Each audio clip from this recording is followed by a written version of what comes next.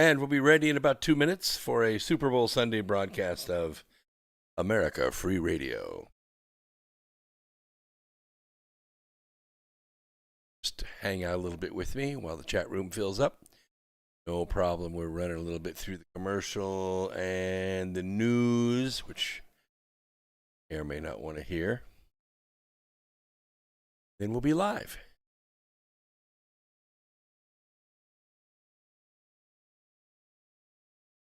If I can do it, you can do it. I got the game on, but it's on silent because we're going to be talking about the important stuff here.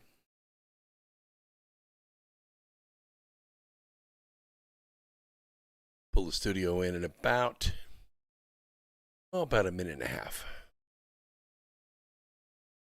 Good to see you out there, Ray. Listening on YouTube. I used to do this when I was younger. I'd turn the Super Bowl game on and turn the sound off and then turn rock music on, and it was great.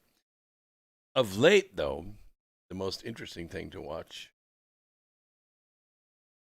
are the commercials. I really like the commercials.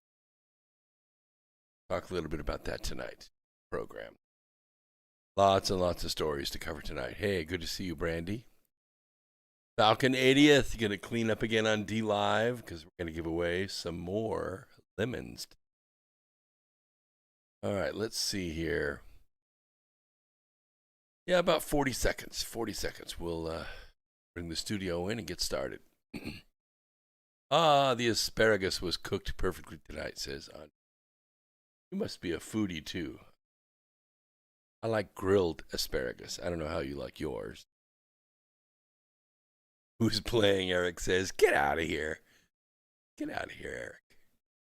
Playing. It's a Super Bowl, man. It's the last football game of the year. All right, let's bring the studio. See what's going on. Been administered, but vaccine shortages are expected to continue. During an interview with CBS News before the Super Bowl, President Biden said it'll be a while before life gets back to normal. The idea that this can be done and we can get to herd immunity much before the end of this summer is very difficult. Biden says his administration was surprised upon coming into office and finding that the amount of vaccine available was lower than previously thought. Memorials held this weekend in Miami for 2 FBI agents killed last week. Special Agents Laura Schwarzenberger and Dan Alphen were gunned down while serving a warrant at an apartment in the town of Sunrise. FBI Director Christopher Wray at today's memorial for Agent Alphen. Dan lived by his sworn oath. He was so proud to have been part of something bigger than himself, just as he always put his family first. Agent Schwarzenberger's memorial was yesterday. The suspect who shot them was found dead inside the apartment. America is listening to Fox News. If you're a business owner, you don't need us to tell you now how to run tuned a into the business. truth frequency. We are TFR. TFR. Truth Frequency Radio. Hour 1.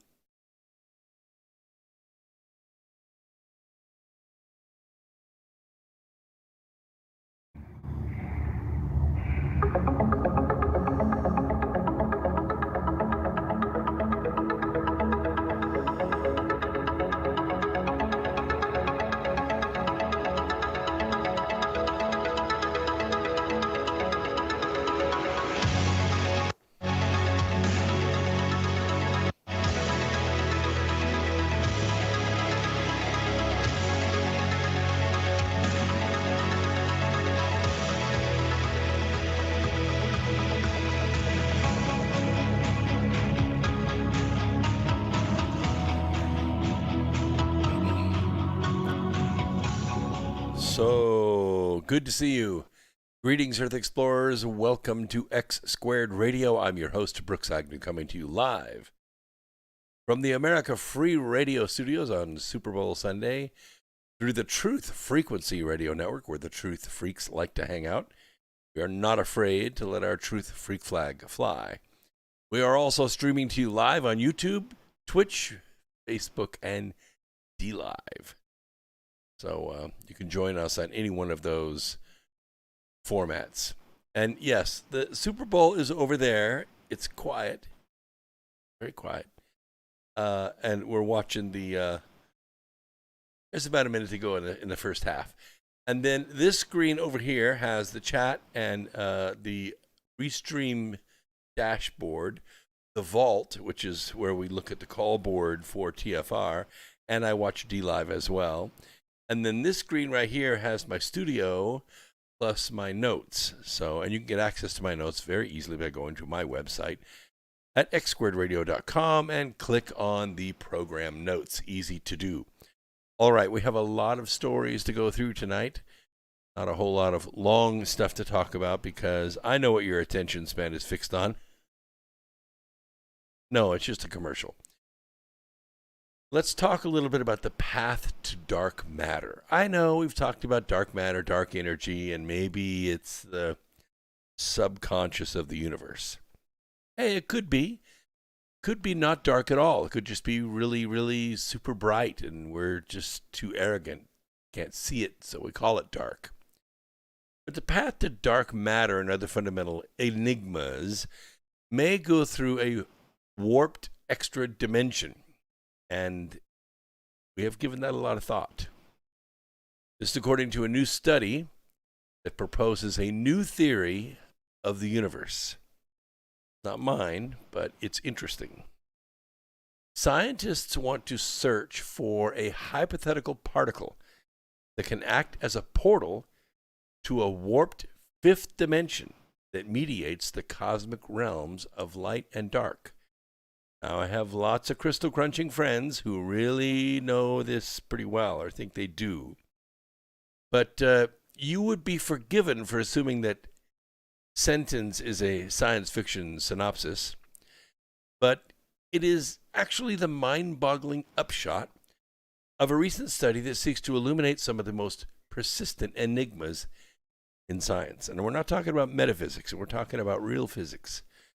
The existence of this speculative particle could provide a natural explanation for the abundance of dark matter, an unidentified substance out there that accounts for most of the universe's mass. It's why galaxies form clusters and why superclusters of galaxies seem to be rotating around one another.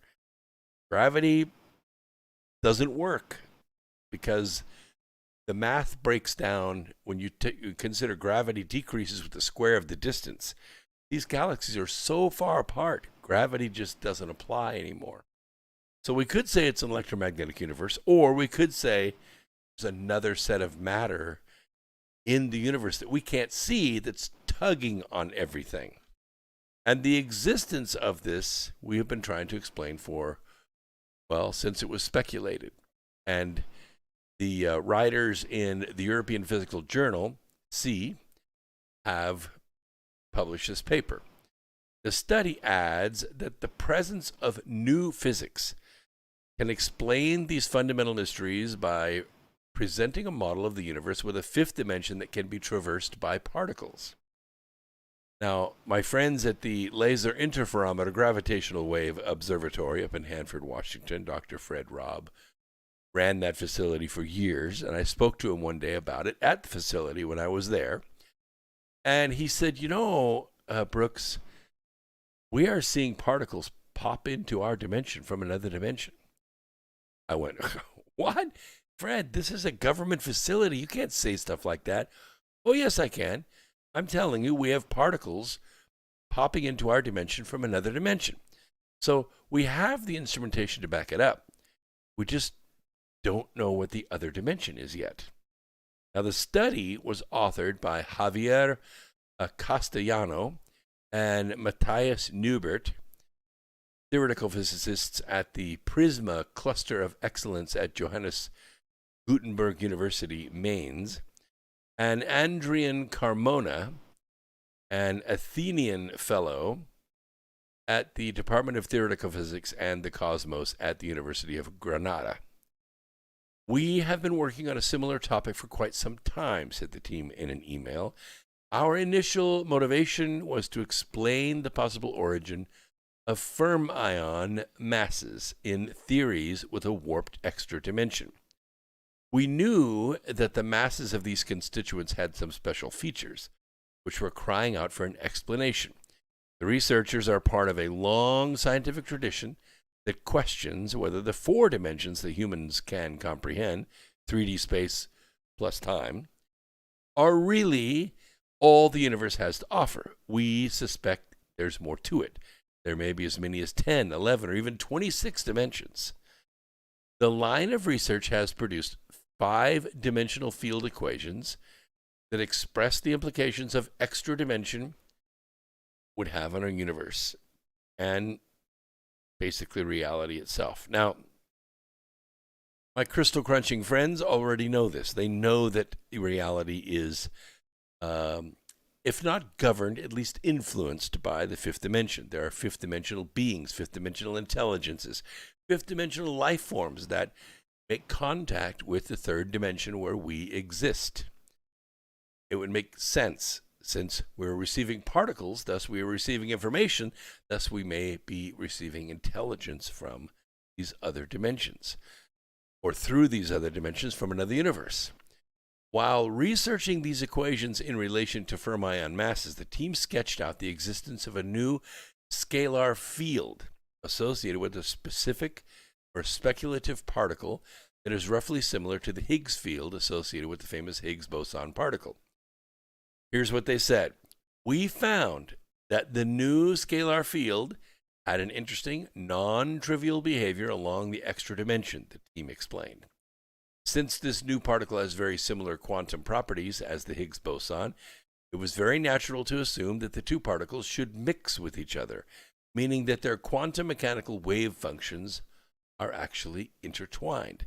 Now, intertwined actually makes a lot of sense to us because we can duplicate interconnectedness, or shall we say spooky action at a distance, or entanglement between particles that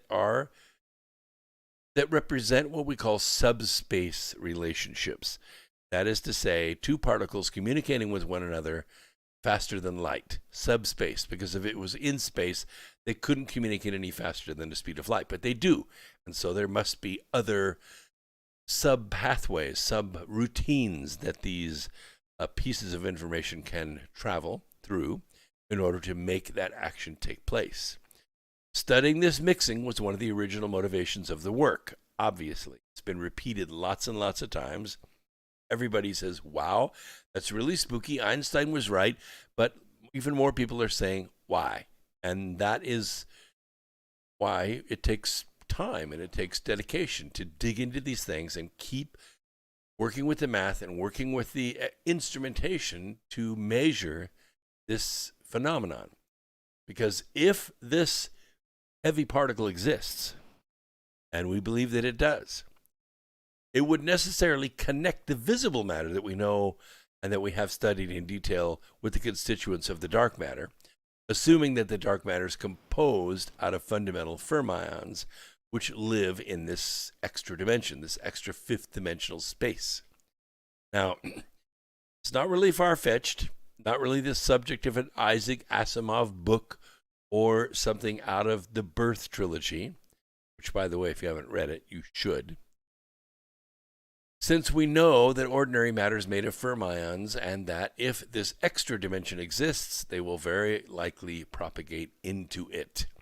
When we say fermions, we mean these subprotonic particles, a menu of which is used to put together protons, which I maintain is an actual hologram or a stochastic arrangement of these various fermions in order to form a proton. A proton is virtually an eternal piece of matter in our universe unless it is shattered apart by striking another proton or fusing with another proton, thus losing some weight, releasing some energy, and re-existing as another element in the periodic chart. Nevertheless, the mix of fermions, the proportion of fermions is still the same. It's sort of like taking a mixture of anything, let's just say Kool-Aid, and you have a pitcher of Kool-Aid, and then you pour a glass of Kool-Aid, the pitcher and the glass have exactly the same proportions of all the things it takes to make a glass of Kool-Aid. The red dye number 5, the sugar, the water, etc. Preservatives, BHD, whatever else they put in that crap. The point is that the glass is very similar to the pitcher, except that it's smaller. Same thing with protons. Models of the hypothetical particle did not conflict with real observational evidence of dark matter abundance in the universe. This general agreement with empirical evidence, that means real evidence that we can gather with real instruments. Real world evidence is empirical evidence. It's like my experience tells me that's empirical evidence. This general agreement with empirical evidence, along with the hefty mathematical work in the study, demonstrates that the particle could be a possible new messenger to the dark sector. Therefore, confirming the existence of such a new scalar particle will open an exciting path toward the possible discovery of dark matter. Hopefully they don't learn how to make a weapon out of it. So give us, in particular, very useful information about the possible mass range of dark matter and its interactions with the particles we know nowadays.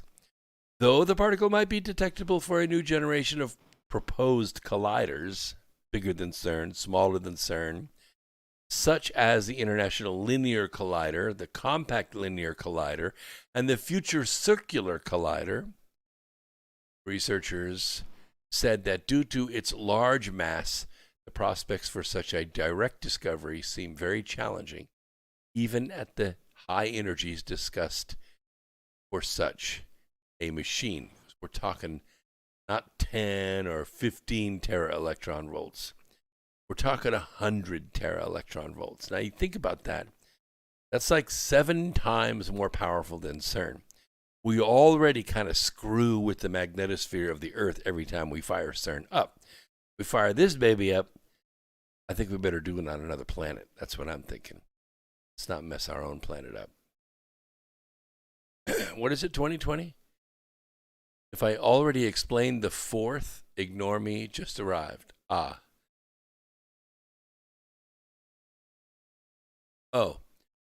Well, 3 dimensions are, of course, height, width, and depth, right? And then the 4th dimension is time.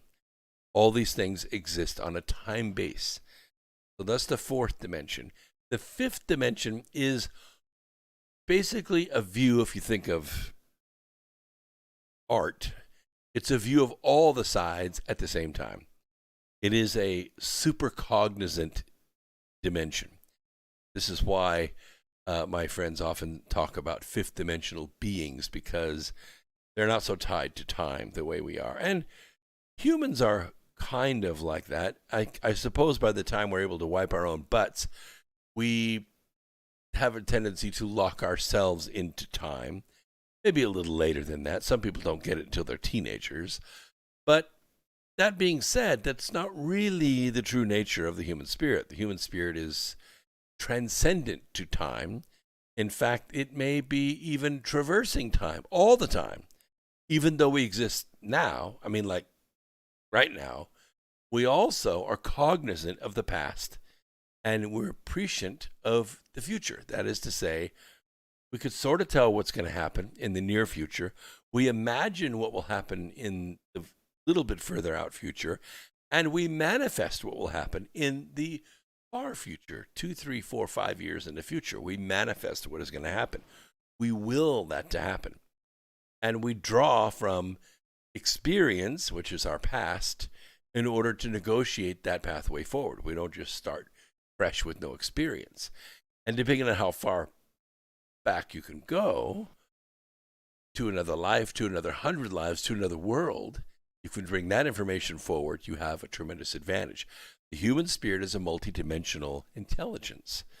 We become rationalized in the 3rd dimension because of the pain that we suffer and the limited senses that we have with this biological transducer, looking at light, hearing, sound, tasting chemicals, and feeling various forms of radiation. that we think that's all there is to the universe, but there isn't. There's much more to it. There's a lot more light that we cannot see. There are a lot more sounds that we cannot hear. There are wavelengths of radiation that the sensors in our skin cannot pick up. And yet that universe exists. Superluminal existences that we can only imagine. Doesn't mean they don't exist physically, but they do exist in our imagination. They do exist in our spirit. So we are a fifth dimensional being crammed into a third dimensional body and made to get used to it. So get used to it. Let's see how much time we have in this segment. About 9 minutes. Okay, this is good. Let me check the chat room really quick because I'm getting ready to change stories. What do you mean there's no time and space? We created time and space. That time is how we measure distance, okay? Light years, right? That's how we measure distance in space. But that distance only exists at our speed. We're the ones that slowed the universe down so we could see it, so we could behold it. We're the ones that did that. We created this. At the speed of light, in our photon spaceship, distance doesn't exist. Time shrinks to zero. Or mass becomes infinity, however you want to look at the equation. The point is, at the speed of light, the singularity is still there. The Big Bang never happened. Time only exists because we observe it into reality. It's true. Let's see. I'm glad I could be here to explain it. Thank you very much, 20. Mr. Green Jeans says, howdy all, hello Brooks, a bit late. That's okay. That's okay. It's halftime over there in the game. And right now the Buccaneers are leading. Falcon 80th measured time is different on Earth and in space. It depends on how fast you're going, I suppose. If you're going at half the speed of light, the measured time that you're measuring at that speed is different than the measured time here on Earth. If you really want to get picky about it, the measured time on the top of Mount Everest is different than the time, say, in Napa Valley, because of the speed that you're traveling through space based on the diameter of the Earth and the nearness to the gravitational field of Earth. All of these things have their effects on time. I don't know. I don't think you could live longer on the mountain than in the valley. I think we're just talking about milliseconds here. James Bright. Time is different for Tom Brady. That guy keeps on going. You know, when I was 40, I was fast. I could hit a ball 395 feet. I could throw a ball 78 miles an hour at 40. That's pretty fast for a guy that age. Genetics are one thing. Training is another. Taking care of yourself, staying the right size, right muscle density and all that. Brady has it all. He's tall. He's beautiful. He has a beautiful wife. He's intelligent. He's a fantastic and consistent athlete within a small set of parameters. One thing Brady does not do, he doesn't scramble. He stays in the pocket. You put 1,500 pounds of flesh around him and give him 4 seconds, and he will tear your team apart. But you chip away at that flesh, or you shrink that 4 seconds to 3 or 2.5, and Brady can't play. That's the difference between him and Mahomes. Mahomes can scramble. Mahomes got half their first downs in the first half by himself, scrambling. I'm just saying. It's different. It's different. So, yes, if he wins a 7th ring, he'll have 1 ring to rule them all, like I said in the chat room. He's definitely a gifted athlete. But I know, I get it. Nobody likes a winner. I get it. No one likes a winner. Yes, and his wife supports him. His wife is in there with him. That's Mailer Damon says that. All right. Let's go on to the next subject. We have roughly 5 minutes left in this segment, and we'll let the TFR people go for their break. Bam, good to see you in the TFR chat room. And keep everything under control over there. Still winning. Of late, you, me, we kind of felt like we're more in communist China than America. A place where every day, no matter what channel you turn on, what radio broadcast you listen to, or what online news service you subscribe to, except for America Free Radio, same dreary party line spews out. That's all you hear. That's part of the game. That's part of what they do. The oligarchy is so confident that they can manipulate our very thoughts. After all, they control the search engines, the Twitter feeds, the trending news, that they no longer even bother to hide what they do. They're not disguising themselves at all now. Deleting President Trump's account made it clear to the world what devious little Jack Dorsey spends his days doing, maniacally deleting accounts that deviate from his truths. And who doesn't know by now that Mark Zuckerberg specializes in devising algorithms that are the high-tech version of the mushroom treatment, keep us in the dark, and feed us horse crap? The party line with regard to the 2020 presidential election, aggressively promoted by America's corporate media and big tech, I call them the global media empire, is this: there was no election fraud because the courts have said so. Both claims are absolutely false. Not just questionable, but dead wrong. By now, most people know that America's corporate media and big tech have aggressively and punitively suppressed an open discussion of possible election irregularities.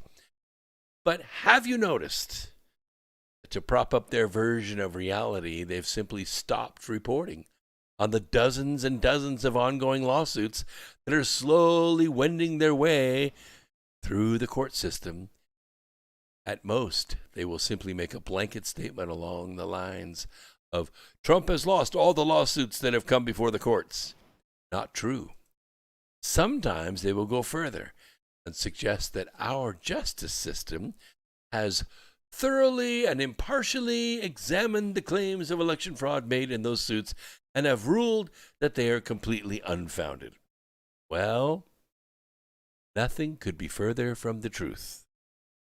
As physicist John Droz has discovered, Droz assembled a team of his fellow scientists and engineers, all volunteers, to take a close look at the lawsuits that have been filed. And I trust physicists, all of which are a matter of public record, and to summarize the results. This is no easy task, since there have been 80 lawsuits filed in connection with the 2020 presidential election by Trump or on his behalf. And each of these lawsuits consists of dozens of pages of filings and decisions. Well, guess what they found? The summary report, called the 2020 Presidential Election Lawsuits Related to Election Integrity, and I'm going to leave the link right here in my notes so you can access it, strips the excess verbiage, of which lawyers are so fond, leaving the bare essentials of the lawsuits. What issues were at stake, how each case was treated by the courts, what evidence was objectively analyzed, and finally, and most importantly, who won and who lost. So what did Droz and his team find? Well, first, of the 80 total lawsuits, 34 have either been withdrawn or been consolidated with other suits or dismissed due to legal technicalities such as lack of standing, timing, or jurisdiction. Those judges who dismissed suits never heard the actual evidence of election irregularities and or fraud, since they did not allow it to be presented in their courtrooms. Such cases cannot be counted as a loss for Trump. If anything, they are evidence of a failure of our judicial system to, at a moment of national crisis, actually address election fraud.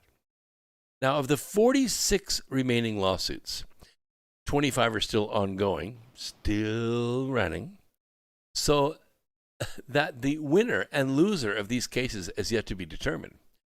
21 have been completely adjudicated. These are the cases where the court heard arguments, considered any relevant evidence, and then issued a formal ruling on the merits. And guess what? Trump won 14 and lost 7.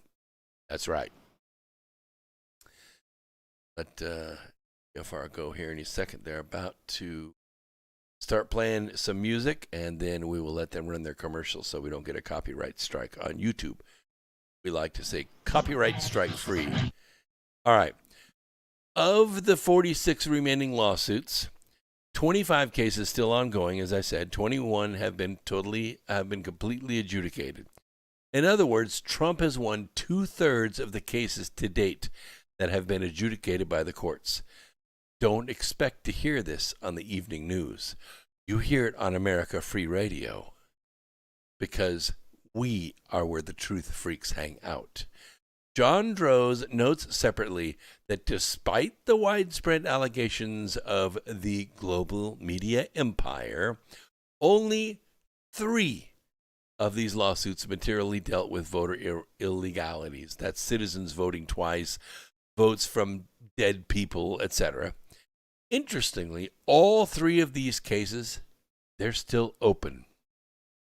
The just 3 lawsuits addressed voting machine inaccuracies, purposeful or accidental, and 1 of these was dismissed due to jurisdiction, was ruled against, although no discovery was granted, and 1 is still open. Discovery was granted. Discovery means I get to look up your skirt, or I get to see what's in your files, or I need to make special requests for evidence that you may be holding that would help my case.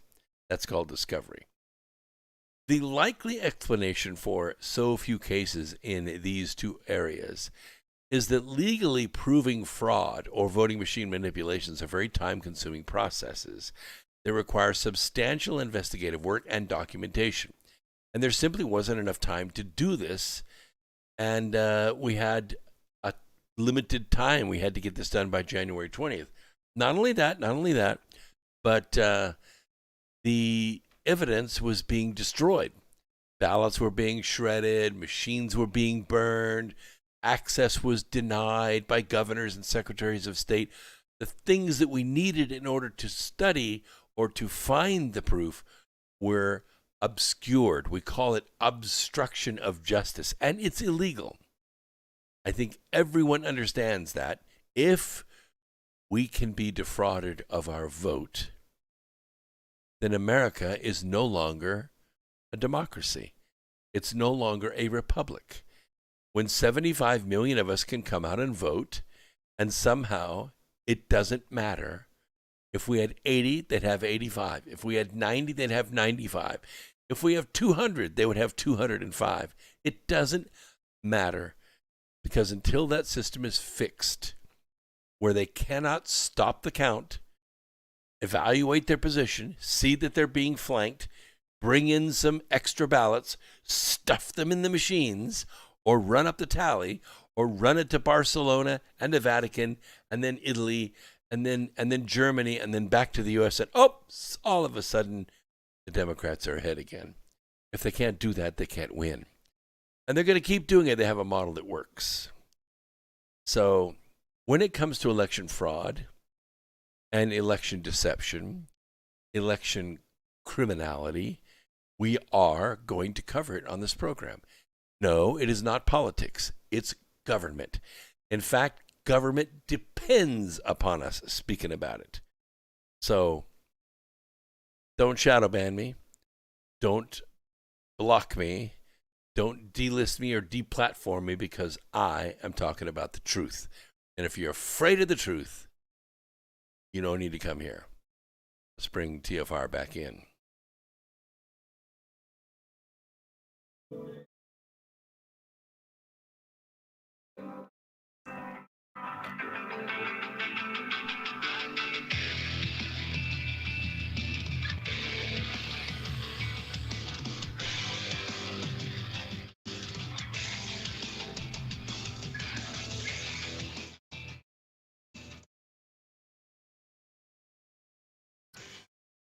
Yes, there has been a Cold War that has been escalating for about 20 years with China. 15 years ago, it turned a little warm. 10 years ago, it looked like we might come to blows. 5 years ago, it looked like they had us over a barrel. 4 years ago, Donald Trump was elected and began taking the trade imbalance apart. The The instant that Donald Trump got China to come to the table to sign a trade agreement, the first in a long, long time, since like 1972, the instant they were brought to the table to sign that agreement, they released the China virus, what I call the made-for-TV virus. Because, yes, it was probably just another strain, but you can't just take flu and common cold and all this stuff and lump it all into one and call it all the made-for-TV virus and then shut down the entire country. I suppose you can, because that's exactly what they did, but it doesn't seem to be fair, does it? It does seem like it has been an act of war, as the chat room is implying. Yeah, Eric, 45% capital gains. Yeah. And that the problem with the capital gains, on the surface, it sounds like, oh, yeah, those rich guys, they're just investors. We got to take their money. The reality is what the investors are investing in. When the investors are investing, they're putting their money into companies that need that money to grow. They need that money to buy equipment, to buy buildings, to expand their operations, to build another location. This is not loaned money. This is equity that's put into the company. They don't have to pay it back. They can spend it any way they want. And smart companies spend it a smart way. Okay? They put more equipment on the floor. They put another building in. They increase their marketing. They penetrate into other markets. They broaden or diversify their product line, upgrade their tooling, things like that. That's what that money's used for. Now, obviously, it's a risk, which the investors are taking, not the company. The company's not taking that risk. The company's offering its stock on the public market. The investors say, oh, I think that's a good idea, electric vehicles or medical devices or whatever. I'm going to invest in it because I think I can make some money. So the investor puts his money in. He takes the risk. That's the guy taking the risk. But do you think he's going to take the risk if at the end of the day or the end of the year or 2 years or 5 years, he sells that stock and he makes his profit and all of a sudden, here shows up the IRS. Oh, give me 45% of your profit. Why? The IRS didn't take that risk. They didn't take the risk. They don't deserve a piece of that action. They didn't risk their livelihood. They didn't risk their money. They didn't risk their house, their future. They didn't risk their savings. Why did they get the money? Trump was smart about this. He was smart about it. What he said is, you risk your money, and if you leave it in there at least so many years, maybe it's 1 year, 2 years, 5 years, depends on the industry, you get to reap the benefits of that because you took the risk. When a company says, you know what, we can get a better return on our investment, we're going to move our production to Mexico, Trump would pick up the phone. No, you're not. You move that to Mexico, I promise I'll put a tariff on whatever you bring back to the United States to sell. The money you thought you were going to make by moving those jobs to Mexico, you're going to lose at the border. You might as well stay. And they did.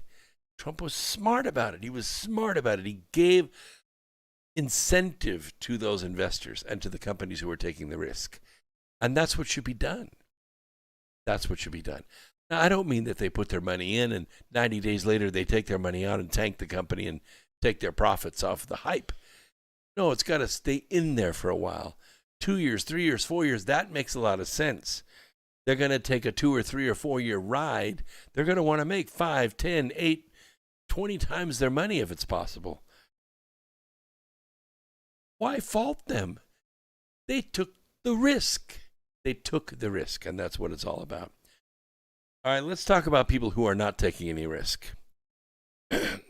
There's a call, and it's gaining steam.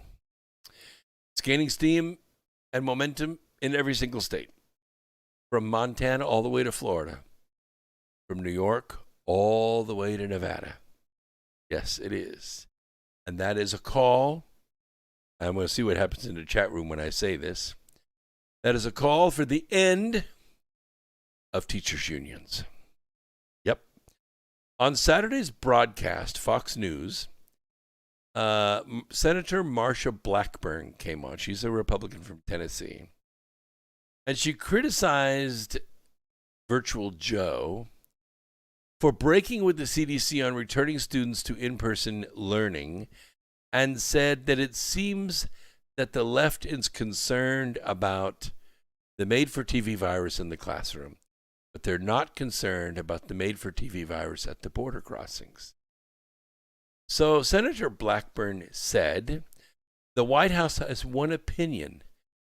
CDC has already said that children should go back to school, taking the proper mitigation strategies, getting those in place, and that is your personal protective equipment, we call it PPE, making certain you're using masks, you have dividers, and the teachers are on a list for getting vaccination. Here's the deal. It seems that the left is concerned about the made-for-TV virus in the classroom, but why not at the border? So what's going on? When things get confusing like this, and you see teachers sending out their little Instagram pictures from Puerto Rico where they're sitting in the warm sunshine in their bikini with their sun hat and no mask, saying, oh, it's too dangerous to go back to school. No, we need to keep getting our teacher's salary because we're suffering. We're roughing it over here in Puerto Rico, and we'd like to stay. In the current academic climate, teaching social justice has become more important than the content itself. This is especially true in the fields of history and civic education. For example, teacher training at the University of Illinois is centered around social justice, as more than one student teacher has related during informal interviews I have watched here and there. Where once the emphasis was on topics such as Bloom's taxonomy and classroom management, social justice topics seem to have taken a turn for the worse. If alarm bells are not going off in your head, they should be. Because anyone who teaches civics, teaches history or sociology, whether they're in high school or the collegiate levels, are at the forefront of this battle. And yeah, it's a battle. It is a battle. History is oftentimes in conflict, as those who want to forward a political agenda are often pitted against those who seek to teach honest historical inquiry so that students, through prudent study, can arrive at their own conclusions. They don't want the students to arrive at their own conclusions. They don't want to teach students how to think and how to learn. History's not wrong. Those who teach it with a bias in order to forward a set of political ideals are wrong. Historiography, the way history is researched, and then the way it is told to others, has tentacles of different stripes, based largely on, time period, custom, local mores. The ancient Greeks and Romans told their stories in an effort to influence morality and what they considered to be the qualities of good men. Eventually, days and dates were included so as to preserve the great deeds of kings and queens for posterity's sake, with critical histories being published only after the death of a monarch. But the 19th century saw the rise of a new kind of history, with the advent of the Prussian school.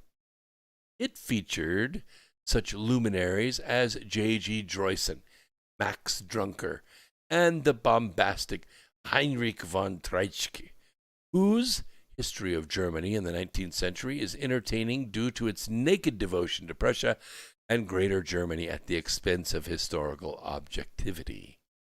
The Prussian school sought to teach history in such a way as to influence German unification so that it aligned with Prussia, the powerful militaristic state of the 19th century. Sound familiar? But histories authored by Prussian school adherents were biased in every way you can think of. They emphasized the greatness of the Prussian model, of the state, of the society, along with a consistent message of Germanic greatness. We are great. Deutschland, Deutschland über alles. In the end, through a complicated political process begun by Otto von Bismarck, the fertile ground of German consciousness planted with Prussian school seeds was eventually harvested to create modern Germany. Of course, that was in 1871. Now, today, we are facing a similar movement at all levels of education in our nation, with the profession dominated by those who profess to be left. That's my left.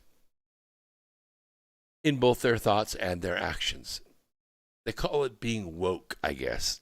According to the Washington Times, liberal professors outnumber conservatives 12-1, with similar studies indicating even higher percentages. And the only reason it's not 100-0 is because of tenure. The old conservatives are dying off, and they're being replaced by young liberals. The aim of self-professed trade magazines like The American Educator is to expound critical race theory. You've heard this, right? Critical race theory. And social justice agendas. This is tantamount to indoctrination of unsuspecting students, and in some cases undercutting the parents' role in the education of their children. Absolutely. And this tidal wave of wokeness has also made its way into the professional development of teachers. Mandatory seminars on implicit bias, critical race theory, which basically means if you're white, you're evil and you should be exterminated off the face of the earth. And social justice are now commonplace in high schools and colleges, even soaking into grade schools. The art of teaching is being colored by the aims of the social justice movement at the expense of content, fairness, and critical thinking skills. The old Prussian school is alive and well, but now, rather than teaching German unification under Prussia, it's professing social justice. This movement is training an entire generation of students and teachers using biased and historically inaccurate history, such as the New York Times 1619 Project. Now, all you really need to know about the 1619 Project, as opposed to 1620, when we celebrate, Americans coming to this country, is that the 1619 Project was run by, was invented by, was formulated by people who were pedophiles. Yes, a long, streaming, bloody club of pedophiles. People that raped, people that abused, fondled, traded pictures of, pornographic of kids. That's what the 1619 Project was founded by. Forget about anything they teach you after that, because that act of abusing a child is the initiation to get into the 1619 Project to lead it. And if you don't believe me, go interview the people who are resigning, because the truth has now come out. Currently in Illinois, a proposal entitled Culturally Responsive Teaching and Leading Standards has been approved by the Illinois Board of Education. Should it be approved by the Illinois General Assembly, guess what's going to happen? Illinois teachers are going to be required to teach both history and civics according to what amounts to woke standards. And by the way, failure to do so could result in a teacher losing their license in the state of Illinois. If this monstrosity, this abomination passes, this mandate would be likely implemented nationwide. And this is exactly what President Thomas Jefferson warned us about. If federal lesson plans take over our classrooms, the death knell will have been sounded for honest historical and civics inquiry and teaching, something that Americans cannot and should not ever tolerate. As soon as the ink dries, All the textbooks will be reprinted with the new federal standard woke history. The standardized tests will demand it. We have already seen the result of 2 generations of Marxism in our schools, and wait till you see the new students. Can you say homeschool? I would say absolutely. Eric, you're exactly right. We need vouchers given to the parents that are equal to the property taxes taken from them on behalf of education. And those parents need to be empowered to use that voucher anywhere they want. Private school, religious school, home school. Can you imagine that? If you had 2 kids, that's what, $18,000 to $25,000 a year for mom to stay home and teach kids? Do the math. If you took her salary, her clothes, her gas, the babysitter, the daycare, whatever it takes before or after school for small kids or latchkey kids, you take all those costs and you balance it against those costs going away and her putting $25,000 in her pocket for 2 kids.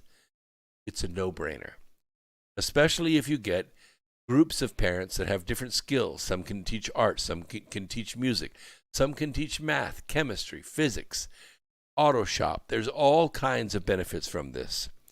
Yes, I agree, Brandy Lou, Trump was trying. He was trying to get the voucher system going. And that's one of the reasons why the global syndicate decided to take him out. No, he's just out as president, not out as Trump.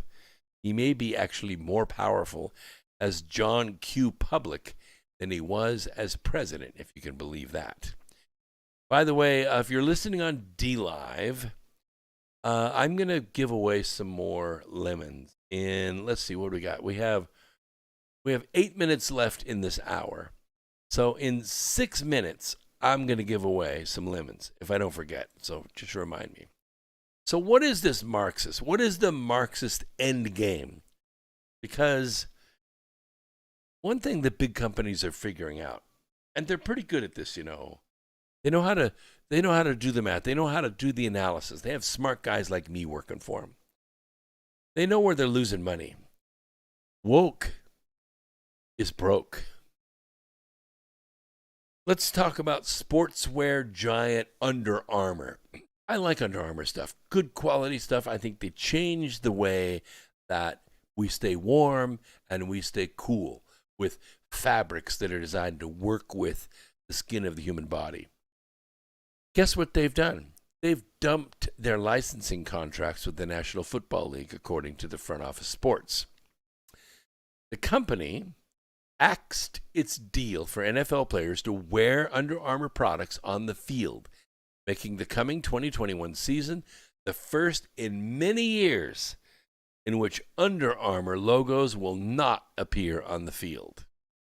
Not on shoes, not on shirts, not on armbands or headbands or uniforms. Under Armour's move comes on the heels of the company's exit from several other high-profile sports leagues as well.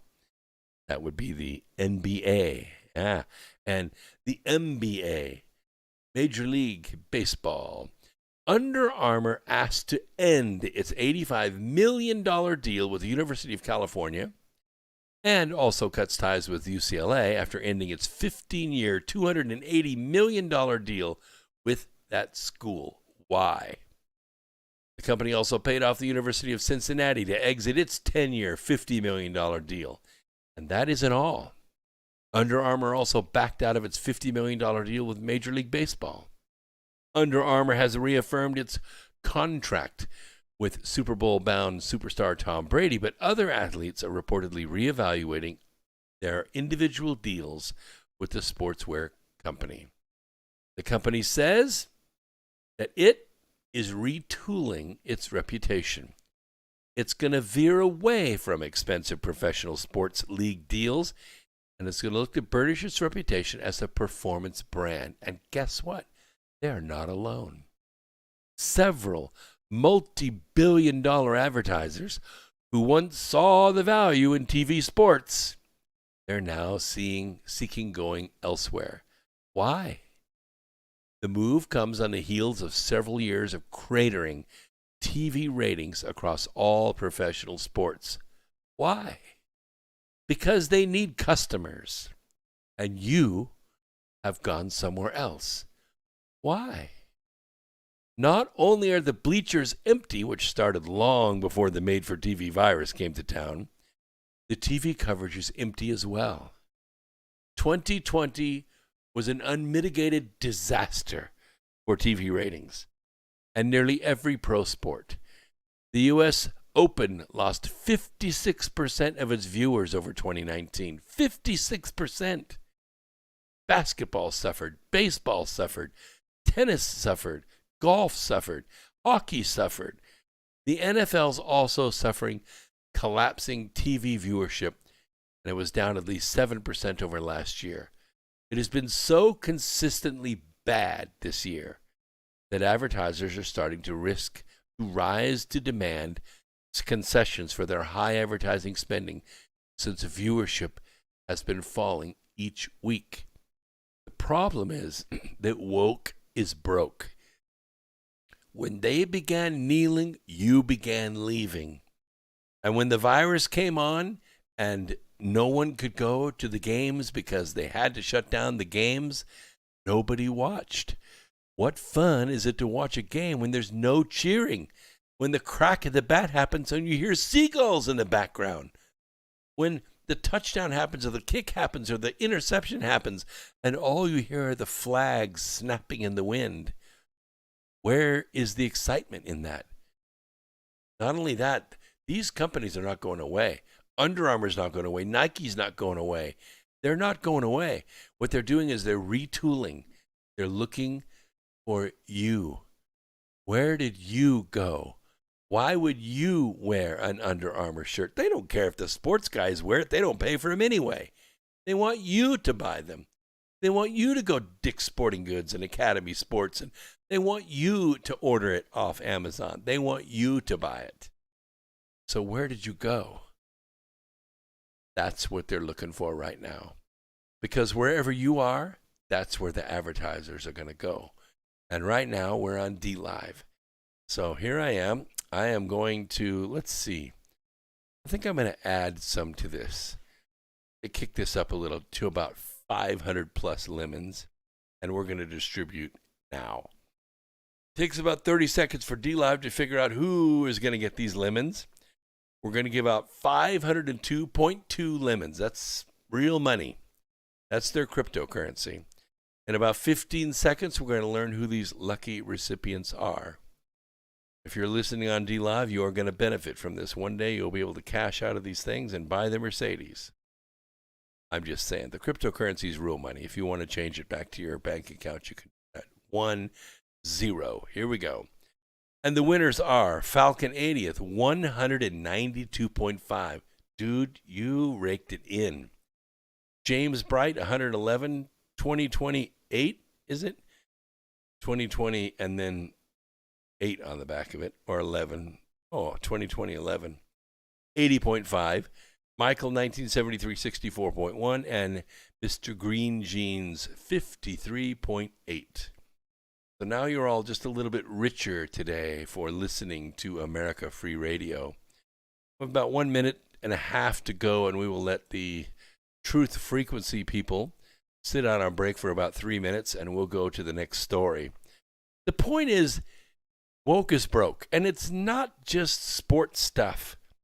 You know, we sell books. I sell my books right here on this program. In fact, right here is this box right here. Is the holiday package. Yep. 4 books, about 6 pounds of books here going out to someone who ordered them from me. I have 5 of these left. 5 of these holiday packages left. You can get them by going to my website, brooksagnew.com, brooksagnew.com. Click on the store link and in the holiday package, and you've got it. And it's a great deal. It's a great deal. You get all the books, a couple of goodies in there, all autographed, plus the information for getting the audiobook for free is inside. It's a great deal. Nobody gives away books like that, and it's a great discount as well. So buy it directly from me, and I will ship it directly to you. All right, let's see here. Music in just a second, and we will send TFR to the locker room for 3 minutes. It's 21-9. Tampa Bay is in the lead. It's third quarter, so anything could happen. Go. TFR. You are in the locker room. All right, let's go to the chat room really quick here. Maybe Under Armour would like to sponsor some electric truck drags at the 4 wides. Oh, yeah. Now, that's something that common people can really get into. You know what that is, right? The Condor, 100% electric truck, 97% made in America, invented by me, will drag race in the world's only 4-wide drag strip, quarter mile, against the top 3 fastest production cars in America. What would that be? That's like the Hellcat, what's the other one? The Turbo Mustang. What's the other one? Is it the Vet? Is the Corvette? That's the other one, the fastest production car out there. Made in America. I'm not talking about Lamborghinis and all that. They're ridiculous. They don't accelerate worth a darn. Is that what it is? Okay, it's the Hellcat, it's the Turbo Mustang, and it is the Corvette. So we'll race our electric Condor side by side against those 3 fastest cars. And we will spank the crap out of them on national television, live on ESPN, at the world's only 4-wide dragway. It'll be an embarrassment to have a pickup truck with a dude weighing 0.1 metric tons with one hand on the wheel and probably listening to the radio. We're going to blaze down to the end of that track in about 8.9 seconds, and we're going to leave those 3 $75,000 production cars in the dust. That's that would be a good one for Under Armour to sponsor. Absolutely. Can you buy Charm a Favor on audiobook only? Yes, you can. Yes, you can. All you have to do is go to my store at brooksagnew.com. Click on the store link. When you open it up, there's the full list of all the books, the book covers, and right underneath each book cover is a Buy It Now button. That Buy It Now button is just for the audio. You don't have to buy the paperback. You don't have to buy the Kindle. And I think the audio is like $5.95 or $7.90. It's ridiculously cheap. If you go Audible, you're going to spend like $21.95. But you get the same quality from me directly from my server for a fraction that money, and it's instant. It's an instant link that you're sent in the PayPal receipt. Yes, you can get the Charm a Favor audiobook right there. You could be listening in like 2 hours. As soon as this program's over, you could be listening. I caution you, though, because the audiobook is so good, you're going to find yourself staying up late at night listening to it. That's good. All right. You need a small challenge? What do you mean I need a small challenge? We all need Dodge Challengers. That's what we need. All right, let's bring Truth Frequency back in. We'll play the intro music. Is Truth Frequency Radio.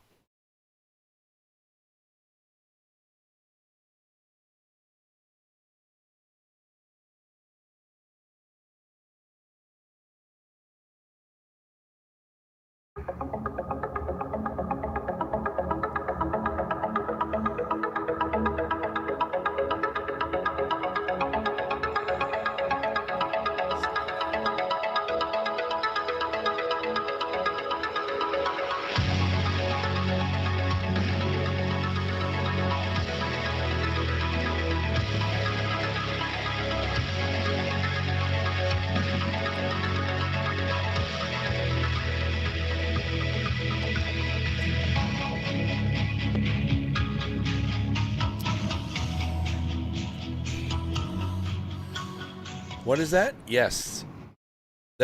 There are people that have bought the books off Amazon. There are about 200 of you every single month that buy them off Amazon. I see the numbers, but the one thing you don't get buying it from Amazon, yes, you get quick delivery and they deliver right to your house and all that, but you don't get the signature, you don't get the autograph.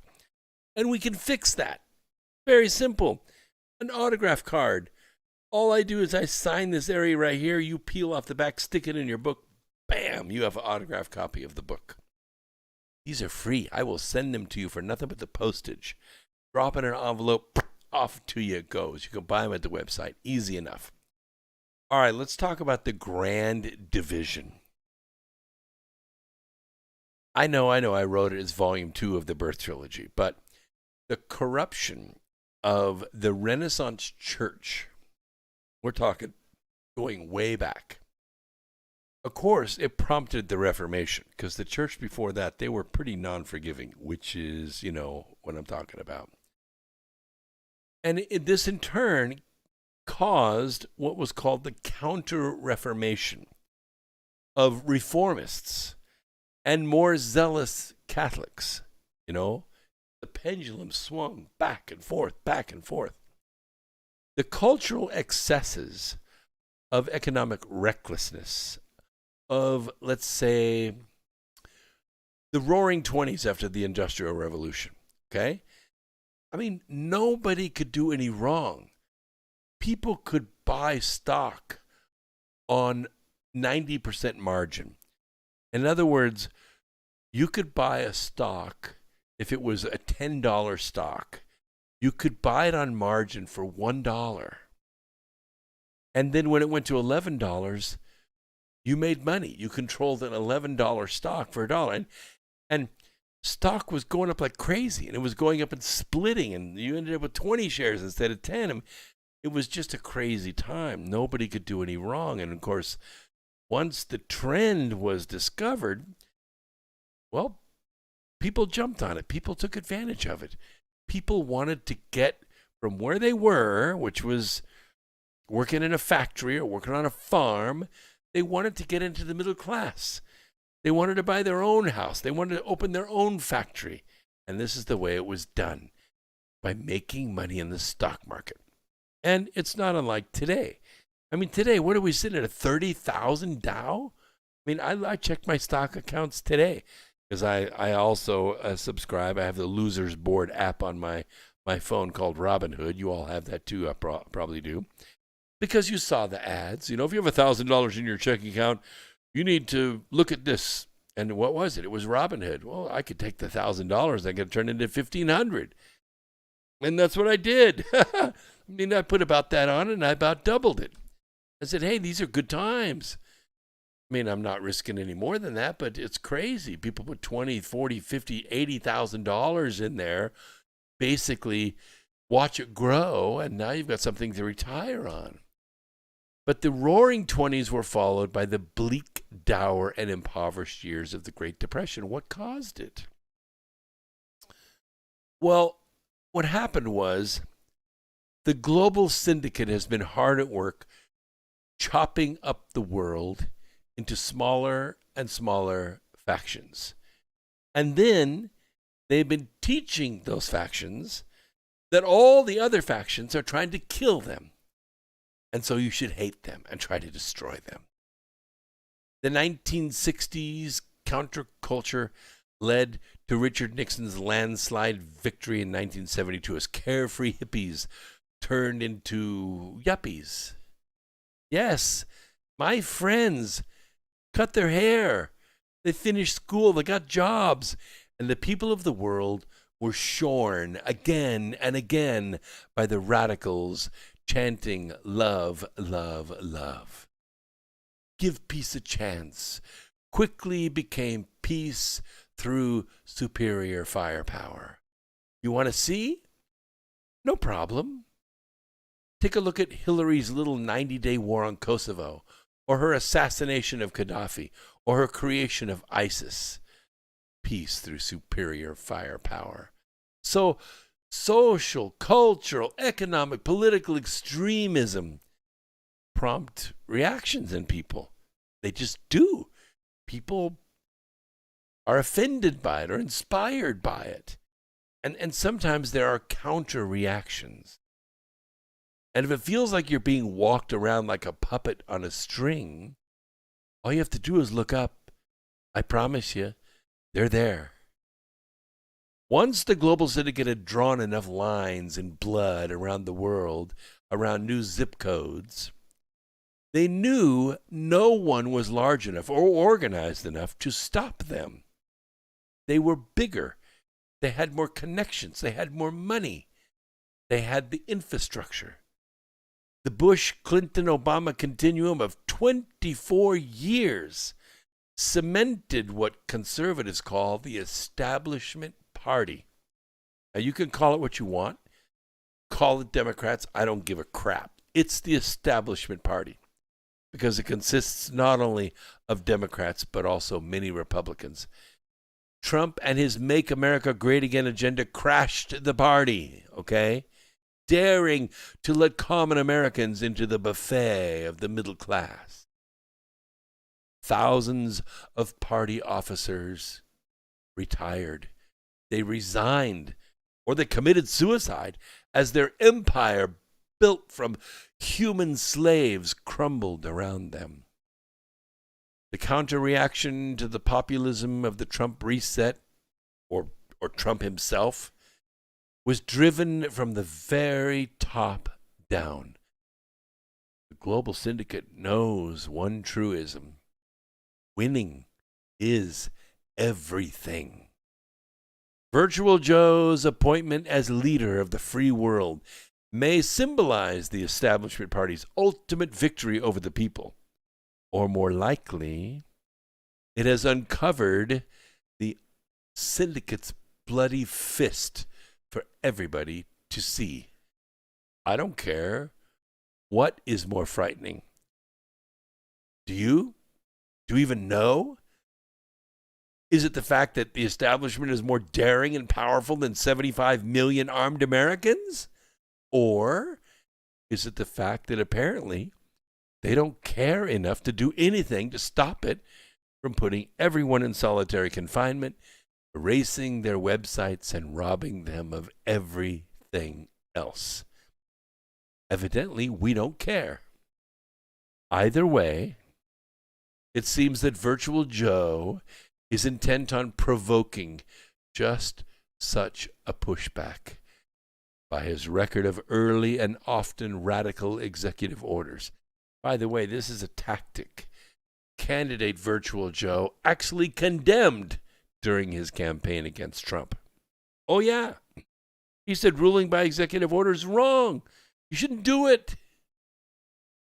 But on almost every single issue, open borders, blanket amnesties, canceling the Keystone XL pipeline, promoting the Green New Deal, and hard-left cabinet appointees, Virtual Joe is touting positions that will never, ever earn him 50% public support. And you know what? It doesn't matter. It does not matter. He won the not Trump vote, with the rest stuffed into the right ballot boxes. When Virtual Joe made a Faustian bargain with his party, with their hard left wing of Bernie Sanders and Kamala Harris and Elizabeth Warren and Alexandria Ocasio-Cortez to win the election, he took on the commitment to absorb their agendas and to appoint their ideologies. That's the only way they let him have the seat. They knew it would kill him. They knew he would not survive, and they didn't care. He also became either unwilling or unable to stand up to them. And now they and the country are in a revolutionary frenzy, and he can't control them. We can't control them. The San Francisco School District, they've canceled over 40 schools honoring the nation's best. Who is that? Oh, Washington, Jefferson, Lincoln, largely on racist grounds that they are dead, mostly white males. That's the critical race theory in action. Statues continue to fall. Names are being changed. Now it's what Captain Cook. All Captain Cook's statues need to come down. That's the new BLM target. The iconic dates, origins, and nature of America itself continue to be attacked to meet leftist demands. 1620, that's not when America was founded. It's 1619, when all the pedophiles got together and formed their little Lincoln Project that said, we're going to rewrite the way America was founded. It wasn't founded by people coming here and wanting to be free, taking a piece of land and developing it and selling the excess. No, it was developed by slaves, black slaves.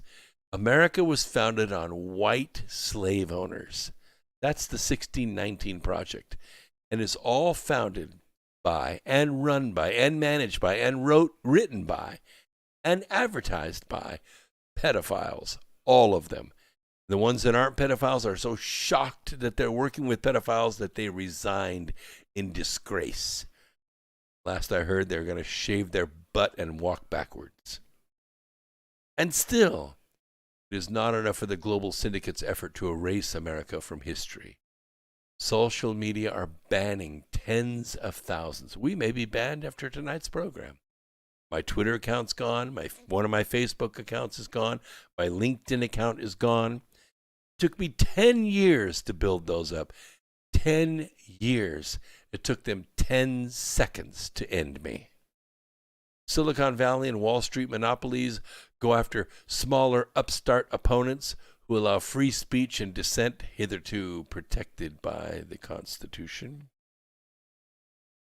Post the wrong article, and your social media presence is evaporated by the thought police. By the way, my LinkedIn was evaporated for reposting an article about the made-for-TV virus and the dangers of wearing the same mask all day. I was suddenly a danger to the community. Famous pundits like Lou Dobbs canceled while he was still in the makeup room. Tens of thousands of federal troops militarized Washington, D.C. in what looks like more like a true dictatorship than a free and shining city on a hill. If Trump's pushback tried to return to traditions ignored during the Obama years, Virtual Joe's reset promises to become far more radical than Obama's entire 8 years. In fact, it's Obama off the chain. Run for your lives. Trump likely lost his second pushback term for two reasons, neither of which had anything to do with his reset agenda. First, the made-for-TV virus was weaponized into a national lockdown, and it smashed the unstoppable Trump economy that was launching the entire planet into a new era of freedom from government oppression and open entrepreneurship. It placed 187 countries into solitary confinement and ended free speech in a matter of weeks. Add to that sudden, illegal, radical changes in voting laws that ensured that 100 million ballots were not cast on Election Day, but were tallied weeks after Election Day behind closed doors with no Republican observers. And second, Trump underestimated the multi-trillion-dollar power and furor of the global syndicate and its 4 pillars of strength. The International Monetary Fund and the World Bank as the financial pillar. The global media empire, which consists of 6 individuals and 4 tech giants. The CCP and their cyber army as well. The Establishment Party, mostly made of lockstep Democrat Party and a few dozen Republicans placed in office with CCP money. Those forces all coalesced against him and swamped his outspent an outmanned campaign. With 24/7 blanket ads, news, coverage, endorsements, and social media messaging, Trump sometimes was easily caricatured as a twittering disruptor. The inert and mute virtual Joe in his basement was reinvented as the sober and judicious Washington wise man antidote to Trump's unpredictability. The truth is chilling. Reading scripts and signing ceremoniously executive orders written by syndicate think tanks, he has become as dangerous as any dictator in history. Pundits thought Virtual Joe's prior hints of a single 4-year term would make him a weak, lame duck the day after the inauguration. But instead, the idea of just one term has liberated the 78-year-old Virtual Joe. We forget that septuagenarians can be as reckless as 20-year-olds, especially when they are losing their minds to dementia. Some old guys can feel their careers only have a few remaining years, and they might as well go out with a bang. Nobody gets out of this alive anyway, right? For now, Virtual Joe enjoys a congressional majority for the next 24 months. He has no plans to run for re-election. He sees both realities as a liberating blank check to accomplish what the much more heralded rock star Barack Obama never could. And if you think it ends there, just watch Kamala slobber as she looks at her watch. Remember, when experts assured voters that Virtual Joe would work on a bipartisan consensus, he would bring back normality, he would unite the country? Well, that didn't happen. How ironic that Virtual Joe will not just be pushed and pressured by the radicals whom he brought to power, but he may be leading them forward to cement an even harder left legacy. Will there be a reaction, a counter-reaction, a counter-revolution to this extremism? The left is assured that radical changes in voting laws and demography, the use of made-for-TV virus, the Antifa Black Lives Matter urban military, and anger at Trump over the media's characterization of the January 6th rally to save America into the Capitol riot have all permanently changed the electorate. And they've pushed it further apart. And if they're wrong, and I believe they are, they have instead alienated and insulted the American people. And it will reap the whirlwind in 2022.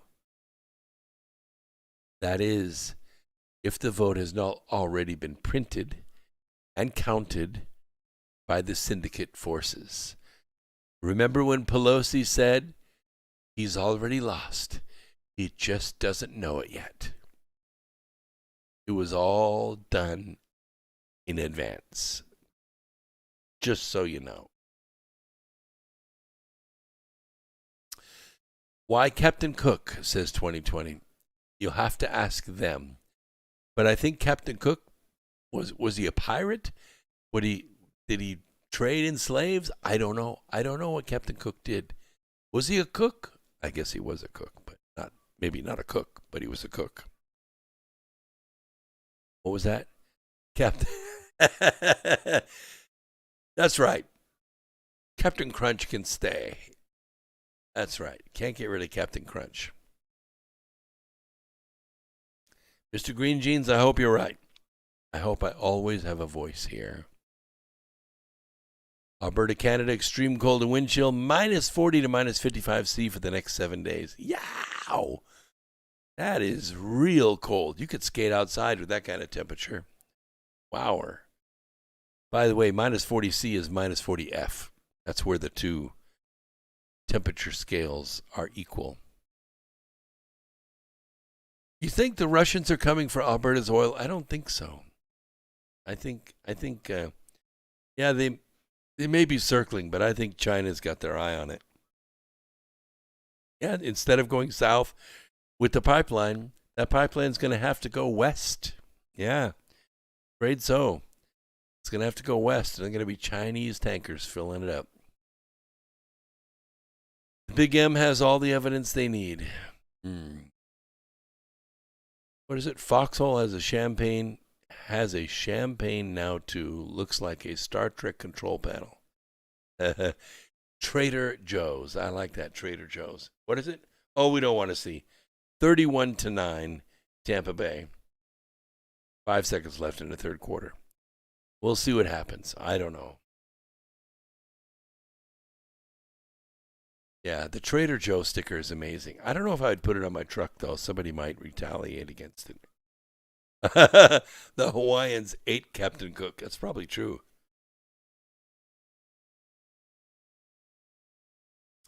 I think that's what it was. Captain Cook discovered the Hawaiian Islands. I mean, not that they didn't already know they were there, but Captain Cook didn't know they were there. And I believe you're right. Louise Hamill says China has everything in Canada, and I think that's true. I think that little Justin, the painter boy Trudeau, I believe that he has sold Canada to China. Pretty much. Yep.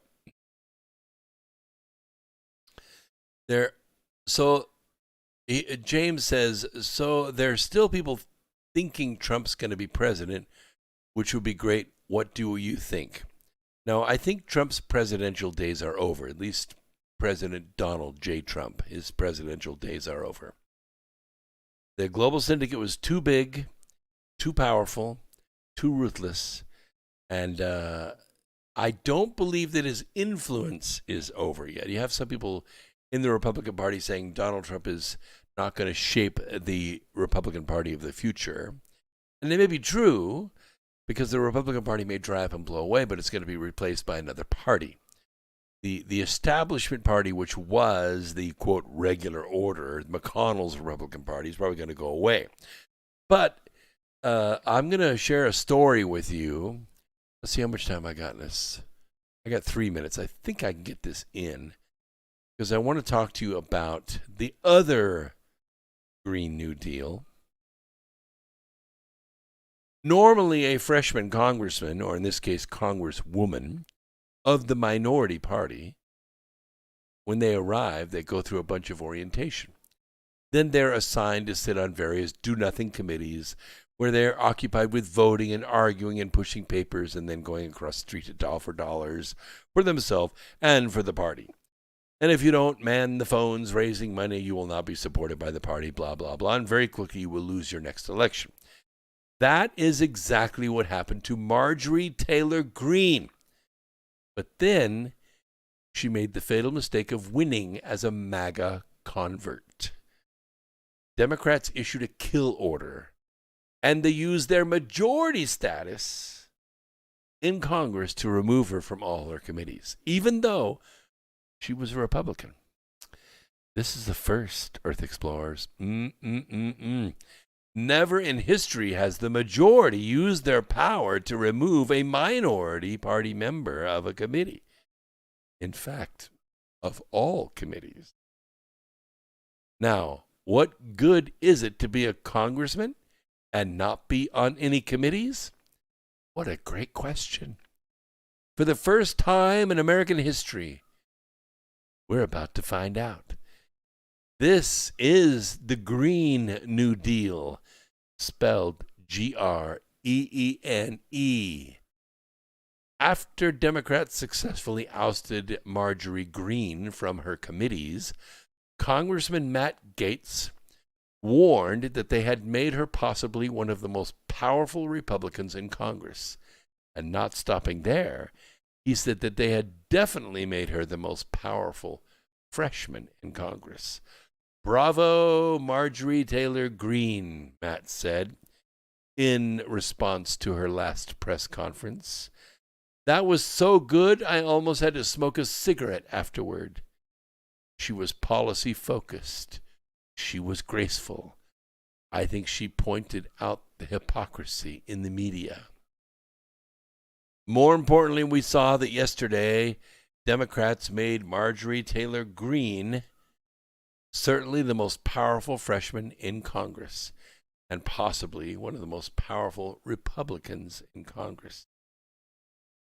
What other freshman could command a press conference like that and get it carried live with the opportunity to share the views and values that emanate from their district? Nobody, except maybe Alexandria Ocasio-Cortez. What other freshman could command that kind of attention? No one. Marjorie's off the proverbial chain. She's off the leash. She's going to be a major communicator. And if she shows the grace and the focus and the attention to policies that matter to us, everyday Americans, like she did in that press conference, she's going to be a very successful congresswoman. Marjorie Greene took to Twitter on Friday morning to say, I woke up early this morning literally laughing, thinking about what a bunch of morons the Democrats are for giving someone like me free time. In this Democrat tyrannical government, conservative Republicans have no say on committees anyway. Oh, well, this is going to be fun, she said. During her press conference, Greene claimed that Democrats have stripped my district of their voice by removing her from the committees. What we have now clearly is taxation without representation. And that, my friends, is the pure definition of tyranny. She also blasted the Democrat-run government as tyrannically controlled and denounced the upcoming Senate impeachment trial of Donald Trump. Greene went on to go after the media for addicting people to hate. She has nothing better to do with her time but stand on the House floor and enter the truth into the congressional record. It's going to be awesome to watch. Awesome. That's the real Green New Deal, friends. That's the real Green New Deal. It appears that they did not expect that. They thought if they stripped her of her committees, that she would no longer be heard from, that her voice wouldn't matter, that her district would be obfuscated, that nobody would pay any attention to her. That's not true. That's not true at all. Because now, instead of being tied up in committees and dialing for dollars, she could be speaking directly to these policies and these situations. Just looking at the clock here, we got about 25 seconds, and we'll bring TFR back in.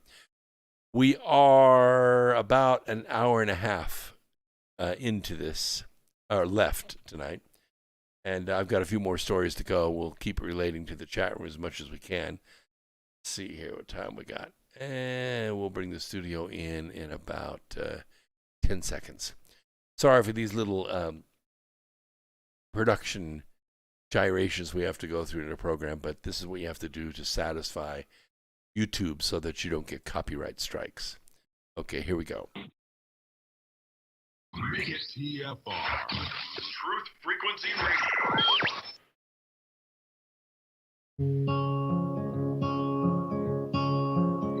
I've been waiting for this moment since my first breath in. Never would have thought I'd be afraid to begin, but here I am, edge of the water, wondering if I can swim. Never seem to notice all the days pass through. In this final moment, I'm still chasing the truth. I want an explanation why I can't stay here forever in my youth. And if I press on, Will you wait? Will you wait for me forever, or would it be wrong to ask you to come away? Tell me, will you wait? I am so glad that you waited with me tonight. And so glad that we're here on Super Bowl Sunday having a great discussion. I mean, it is a game, but it isn't really a game because Tampa Bay is running away with it. Hate to see it because Mahomes is so talented. But, it's not really fair. You can't really win back-to-back Super Bowls. Nobody's allowed to do that. So that's just the way it goes. James, I'm glad you're sticking with me out there. Falcon 80th. You made a killing the last couple of weeks, haven't you? Yes, you made a lot of lemons on this program. This is your new job. Come here, listen to America Free Radio, and make lemons. It's great. Fantastic. Jeff D., my Hawaii history is mixed up. Mine too. I don't know anything about Hawaii. I've only been there one time. The election was fake. Trump won. Maybe. I don't know. I mean, winning the most votes is not what won the election, obviously. What is it? James Bright, the lemons are falling. JB is an actual Manchurian candidate. Half the country is ignorant, doesn't care, or thinks it's just peachy. Well, I mean, Virtual Joe is just that. He's just Virtual Joe. In fact, I'm pretty sure we've caught them on a couple of deep fakes that they're really bad. I mean, they're just, if you're going to deep fake people, at least get some 14 or 15-year-olds that are good at it. Because what you're doing now just looks bad. Whoever it is you had in that blue check shirt without the tie, posing as Virtual Joe, and then you stuck Joe's face on it. I mean, not even the same skin color. You could do better than that. Just, Virtual Joe is a joke. He's not really running the country. It's being run by a syndicate. All those things may be blank paper that he's signing. He doesn't even know what he's signing. He just reads a script for a few minutes a day and then has to go have a diaper change and then, have his meal and get his shot. And you know what I'm saying? He's just an old guy. He's not running the country. He's not president. Everybody knows that. All he's doing is playing a role. He's just playing a role. It's just fake. Yeah, well, it could be that Nancy Pelosi's actually president. She is the most powerful woman in the world in her own mind. And my friends out in California believe that Donald Trump is still president. And I wish he was. I wish he was. I wish that the military was seizing Washington, D.C., and what the press is saying is they're there to protect Congress from the wascally radical white supremacist Trump voters, which is ridiculous because what are they doing? Putting paper mache Trump voters up? Because there aren't any. There aren't any in Washington, D.C. They don't live there. Only 4% of Washington, D.C. voted for Trump. 4%. Doesn't matter because Washington, D.C. is not a state. Not a state anyway. They don't even have a vote. What is this? It's called the Global Syndicate. Yes, the Global Syndicate, like the crime syndicate. It's a global syndicate. It's made of 4 pillars. I'm getting text messages at the same time. The syndicate is made of a financial arm, which is a global powerhouse called the World Bank and the IMF. They work through the BIS, the Bureau of International Settlements, or Bank of International Settlements, SWIFT and all that. And I'm going to talk about that right now. And the second arm is the military arm, which right now is the CCP. They are the military arm of the global syndicate. They also control large factions inside our own Pentagon, as part of it. And the third is the global media empire, which consists of 6 guys and 4 tech giants. they control all the cable, all the satellite TV, all the social media and their platforms, and all the hosting services which other media are placed on. Your websites and all that are placed on. They control all of that. And the fourth, not to be left out, is the political arm, which is the establishment party, most of which are the lockstep Democrats, but also some Republicans. Those are the four arms. Those are the four pillars of the global syndicate. They work together. They are worth trillions and trillions of dollars.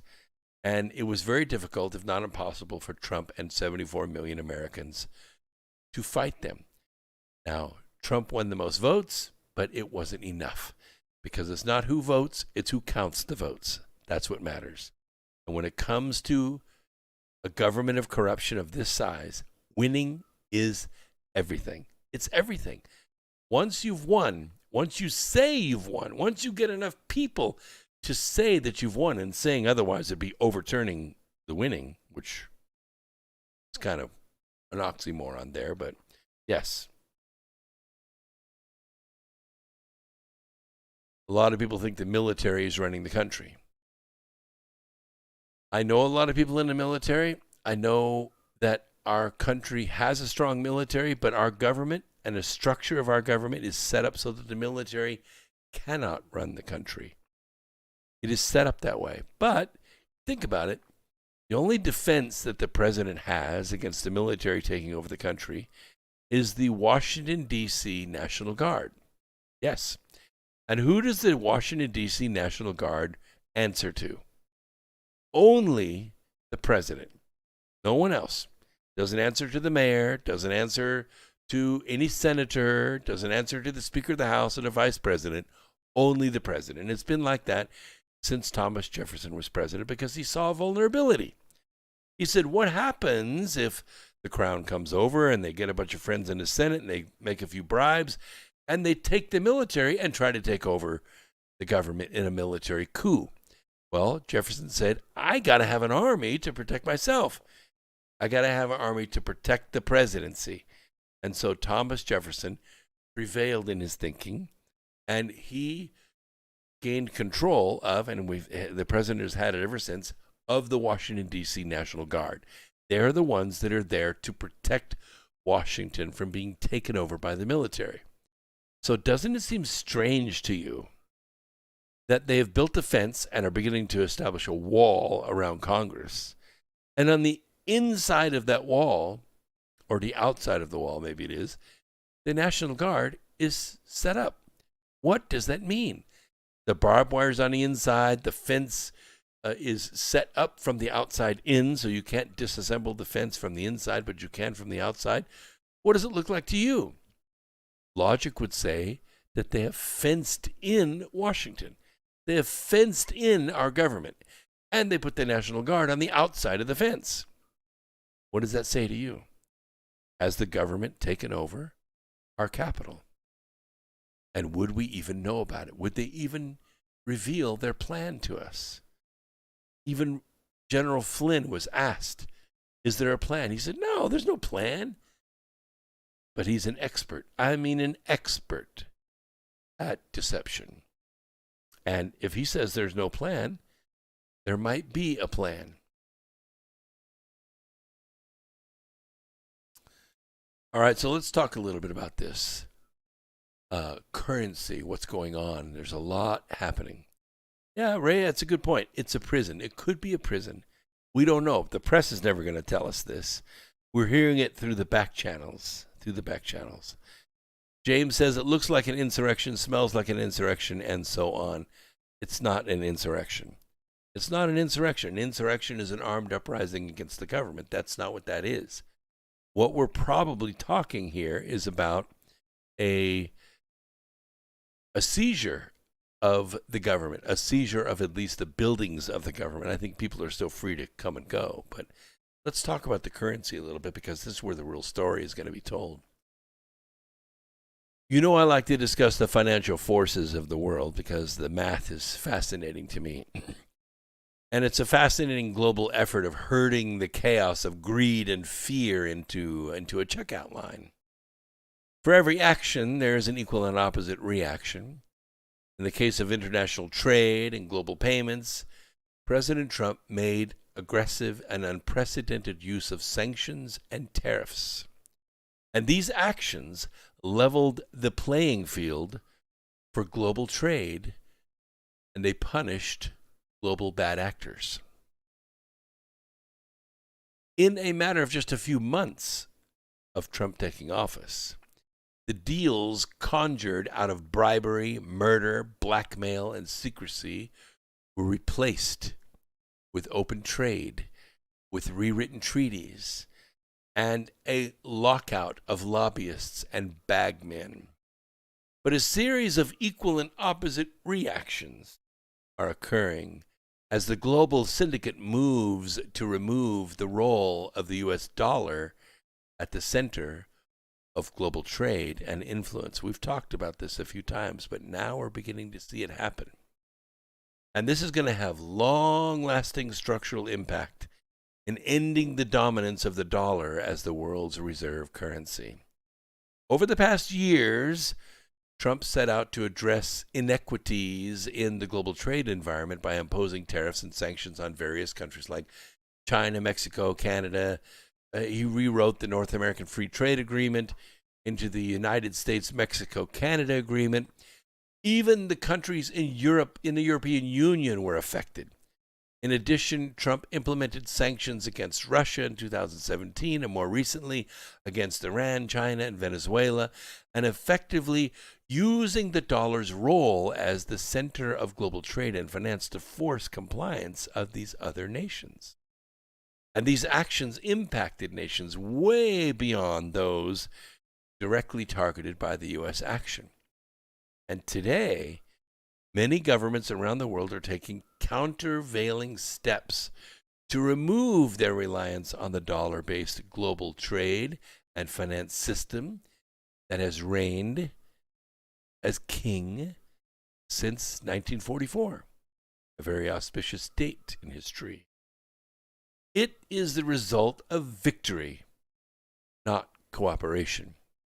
In case you haven't noticed, since Trump was removed from office by the global syndicate, they actually are not concerned that you know that fact. This is not your grandfather's America. The country that won World War II, it no longer exists. In November, 15 Asian countries comprising 30% of a global GDP, that's the global domestic product, it's a lot. They signed an agreement called the Regional Comprehensive Economic Partnership. It created a free trade zone just among the signers of that agreement, okay? And this agreement attempts to provide gains to trading within the regional partnership through reduction of trade and investment barriers, like sanctions, like tariffs, and increased incentives for economic integration. Now, it's noteworthy that this RCEP, this regional comprehensive, and I told you before, anytime you see the word comprehensive, you better put your hand on your gun, because it's coming. It is noteworthy after it came about without participation of either the U.S. or Europe, and has effectively created the world's largest trading superbloc, according to the RAND Corporation. It's all done without going through or utilizing dollars. Now, beyond the obvious benefit for economic growth in the region, most people overlook the bilateral settlements of trade without using the dollar as the standard unit of transaction for regional trade. Now, economists and geopolitical analyst Peter Koenig, a veteran of more than 30 years with who? None other than the World Bank. He's made their intentions clear enough. Liu Xiaocheng, deputy dean of the Shanghai News Finance Research Institute, recently furthered this idea. Here's what he said. Under the RCEP, currency choices for regional settlement and trade, investment, and financing will increase significantly for, not the dollar, the yuan, the yen, the Singapore dollar, and the Hong Kong dollar. Liu's comments were posted in the China Finance 40 Forum, a think tank comprising senior CCP regulatory officials and financial experts. By the way, these think tanks, they're the policy engines for Virtual Joe as well. He even publicly stated, China is not our enemy. He believes working with them and supporting them is good for America. Asia is not the only region taking steps to disentangle itself from the U.S. dollar standard in global trade and payments. The European Commission, the executive branch of the 27-country European Union, they released a communication explicitly stating the goal to strengthen the international role of the euro. And maybe you missed the resignation of Angela Merkel, the leader of Germany. Did you miss that? Interesting. The global syndicate is finalizing the international monetary system. They claim it's a more stable and diversified global currency system and a broader choice for market operators. This document outlines specific action items to help move the EU away from depending on the US dollar for multinational transactions. Now, how would they do this, do you think? Will they print new money? No. The implementation of a digital finance strategy will be a key component of this new European Union strategy, including work on the retail central bank digital currency available to the general public. No more euros in paper, no more dollars, no more Swiss francs, no more rubles. The Society for Worldwide Interbank Financial Telecommunications. In the business, we call this SWIFT, all capital letters. It's the largest global payment settlement network, especially if you're going to be wiring money internationally. You have to go through the SWIFT system. There's a transaction fee, which is part of the way they become wealthy and powerful. They have nothing to do with the value that's being transferred. Nothing. They don't make anything. They don't add any value. They just snip a little piece of the transaction out for themselves. It is interesting that this occurred after the implementation of the RCEP, although the timing also comes in the wake of the made-for-TV virus and resulting economic disruptions of the international lockdown. Sort of puts new light on the forces behind converting the flu into a deadly pandemic now, doesn't it?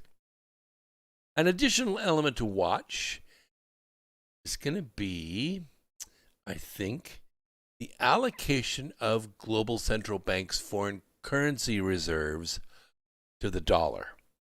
This is normally a question of liquidity, okay? Now, non-dollar currencies, you know what they are, right? Oh, we sent pallets of the stuff to Iran. You remember that? Obama went and got all the non-dollar currencies, loaded them onto a few jets, flew it to Tehran in January. You remember that? Oh, yeah, it was a big deal. Of course, nobody found out until Easter, but it was no big deal. It was illegal. Oh, sure. You think they picked up all that cash and all that cash made it to its destination? Hell no. There were people stuffing money in their pockets every mile, every stop, every fuel stop of those jets. People were putting money in their pockets. What do you think financed this coup against the Trump economy? How do you think you take over 187 countries? You do it with non-dollar currencies, untraceable money. That's how it's done. That is how it's done. This has given many nations the opportunity to start to intervene to help stop the appreciation of their currencies and to rebuild their reserve buffers. You remember when, I guess it was Switzerland, wasn't it? Switzerland opened up the vaults of their bank, and guess what they could not find? Swiss francs. They were all gone. They were all gone. You know why? Because they were way undervalued. The euro had become so weak compared to the Swiss franc. The Swiss franc was a strong powerhouse of a currency, except it was pegged. It was pegged. It couldn't move in value, part of the European Union agreement. So what did the Swiss do? They unpegged it. They unpegged it for 48 hours. Very short amount of time, 48 hours. It went up 36%. If you were holding on to Swiss francs that day, it was a very, very good day for you. That's what I'm talking about. This system that they've developed stops the appreciation of those currencies, which means investors are not going to drain the liquidity out of their systems in hopes that they'll be the next lucky Swiss franc holder. The dollar, I'm afraid, is facing headwinds. This GameStop stock standoff between investors and hedge funds, it's just a skirmish. It's just a $46 billion skirmish compared to what is really happening. These billion-dollar funds, they're cutting down small companies with naked shorts and bad press to delist these companies. They're evaporating them, killing them by the thousands. Yes, they're scavenging. They're picking off the weak and stripping them to the bone while they reap trillions in profits. Not billions, trillions. This devalues the dollar. Gold has shown the effects better than silver, but that is because silver is also being shorted by Morgan Stanley. It does have the largest silver vault in the world, but it also has sold those bars 100 times over. They simply cannot be delivered to the owners. It's not possible. It's going to take an act of Congress to deliver them from Judgment Day. But it doesn't matter. The brokers have all made their cash. They've all left for green new deals. The bank will go under, but nobody's going to be on board. The pendulum is swinging in the direction of a new multipolar world. Countries are claiming autonomy in global trade, payments, finance, with the implementation of more regional trade agreements with local currency settlements. The dollar's once dominant role in global finance, it's going to erode. It's going to weaken. And as the global trade and payment systems move away from a single currency standard, which is today the dollar, to a digital exchange framework, countries that are the most productive will be the most at risk. We will have the most to lose. Those countries that do nothing, add no value, third world countries, they're the ones that are going to benefit. Of course, they'll have their big brother bankers right there with their arm around them as the saviors of their third world mess. Of course, without a military force capable or willing to act, the global syndicate will soon control the world from a thumb drive. As I stated in 2004, in the Arc of Millions of Years, Volume 1, the change is coming, and we should be ready for the change as it comes. What does that mean? How do you get ready for that change? Well, if you have cash, liquid cash, sitting on your checking account month after month, you don't spend it. That's not very smart. It's not very smart. If you have cash sitting in a cigar box at your house, not very smart. Cash is not a good investment right now. It used to be cash is king. But right now, I think the smartest investment you can do is to turn at least 25% of that residual cash into silver, into metal that you keep at your house. Now, they may outlaw us owning metal. They may outlaw us owning silver. It's been done before with gold. But I think if the dollar does take a hit, and we do see this hyperinflation of 100, 200, 500, 1,000%, it's silver that's going to save your bacon. We'll let TFR take their quick break right now as we get ready for the final hour of X Squared Radio. They'll be playing their music here any second, and we will let them take a break. And then we'll go to our chat room and see what's going on. Okay, what's going on in the chat room? You don't want the dollar or cash to end. It's kind of out of our control because it's been that way since 1944. Any international transaction has to change from that currency to the dollar, and then from the dollar to the next currency. That's what the reserve currency is. Oil, all these things have to change into dollars first. Now, there's been kind of a revolution against that. I would say a rebellion against that. They don't want to use the petrodollar. Chinese want to buy directly from Russia. They don't want to go directly to dollars. They want to go from yuan to rubles. I could see the motivation for doing that.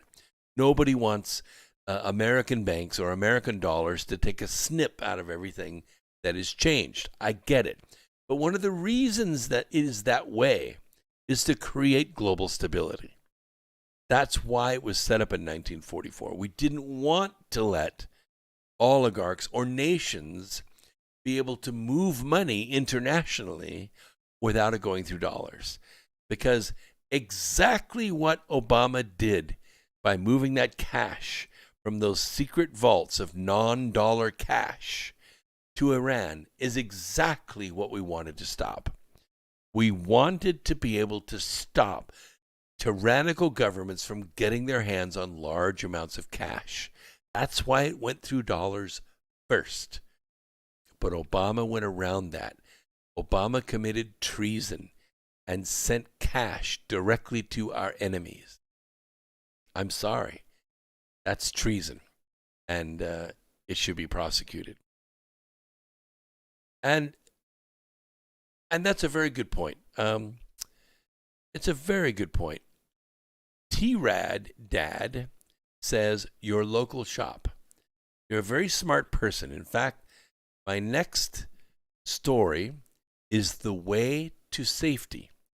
I've done a lot of thinking about this, and I've seen it work. When I built a biodiesel plant in Odessa, Washington, Odessa was a town of about 900 people living there. Small community, a perfect little microcosm of America. Great hardworking people, wheat-growing people, granaries that supplied the seed and the fertilizer and the ammonia and everything that it takes to plant tens of thousands of acres of wheat. And wheat growers that take the risk and the time and spend months in the field plowing and planting and preparing the ground and harvesting, all of that. But when we brought the biodiesel plant in town, it was because the town had won a $7.75 million Energy Freedom Fund grant. But for all the people that they had in the Development Authority, which was local, in the state of Washington, which was Christine Gregoire, in the senator, which was Maria Cantwell, they did not have anybody smart enough to finish the design of the plant and make it work. We'll bring TFR back in right now, play a little bit of music, top of the hour here.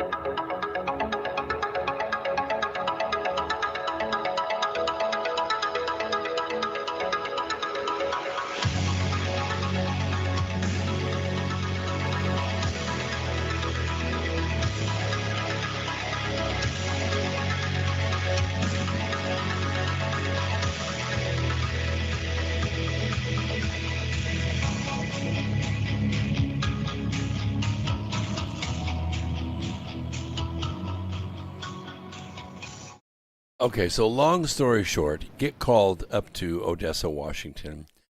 They take me to this old warehouse. It was built in the 60s to hold wheat. Since the CRP program was put in place fallowing a lot of land, they didn't need a million bushel flat house to hold wheat anymore because they controlled the overproduction of wheat. So this building kind of sat. People stored their motorhomes and boats in it in the wintertime and stuff like that. But it was a good building, had a good structure. It was located in a good place right next to a fuel bulk station. And they wanted to turn it into a biodiesel plant, converting canola oil into biodiesel. Unfortunately, they searched 55 different companies, and they could not find a person that could finish the design. There were a lot of gaps in the technology, and it wasn't being built. And they went through $1 million of the grant money already, and they were getting pretty angry about it. So they called me in. And I finished the design. I built the plant. I opened it, and it ran and made good biodiesel, and it was a fantastic facility. But the real story is that as our budget was released to us to convert the building, order the equipment, put it in, do the pipe fitting, comply with all of the state and federal regulations to build that thing and make it work, we hired local. We bought local. We bought from the local hardware store. We bought from local pipe fitters. We bought from local equipment suppliers. Now, we fabricated a lot of the stuff ourselves in our own Idaho plant and hauled it up there. But there's tons of stuff like valves and switches and stuff we would buy from Moses Lake. And anyway, the long story short is we brought so much money into that town in that year. 5 other businesses opened and prospered. 5. And they're still there, as far as I know. The money that we brought into the town is what stimulated the local economy. And this, I think, is the secret. This is the way out. And I think that T-Rad Dad has the right idea here. And bartering as well, Brandy Lou. You're very astute there. Henry Ford was into veggie diesel. Actually, it wasn't Henry Ford, Andre. It was Rudolph Diesel. Henry Ford was into alcohol. Yes, his original vehicles were powered with alcohol. But then Prohibition came in and you couldn't make alcohol anymore. And that forced everybody to switch over to gasoline. The rest is Standard Oil history. But Rudolph Diesel designed an engine that didn't need a spark plug. It relied totally on compression. It was called the diesel engine, named after him. And it ran on vegetable oil. Now, modern biodiesel is transesterified. It's a process of taking a catalyst, methanol, or an alcohol like ethanol, under pressure and heat, reacting it with the canola oil, with the fatty acid. It creates 2 things. It creates diesel fuel, which is known as biodiesel. 90% of the reaction does that, and the other 10% produces glycerin or glycerol. We take the glycerol and we extract the alcohol from it, the methanol from it, and reuse it. Sell off the glycerin as an extra product to be used in other products, less the methanol.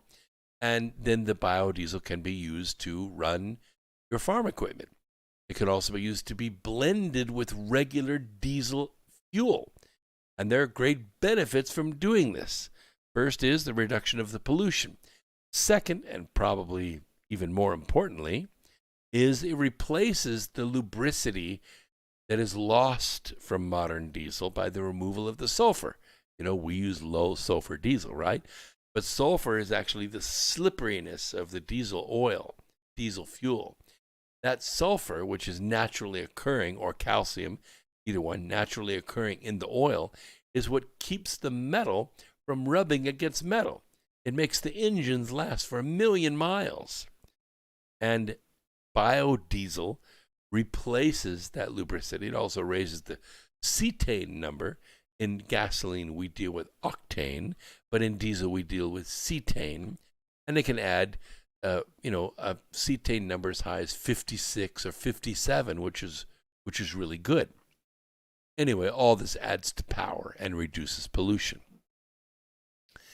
So the bottom line is I saw the effects of what happened to the local economy, 900 people isolated basically from the rest of the state by miles and miles and miles and miles of open wheat land.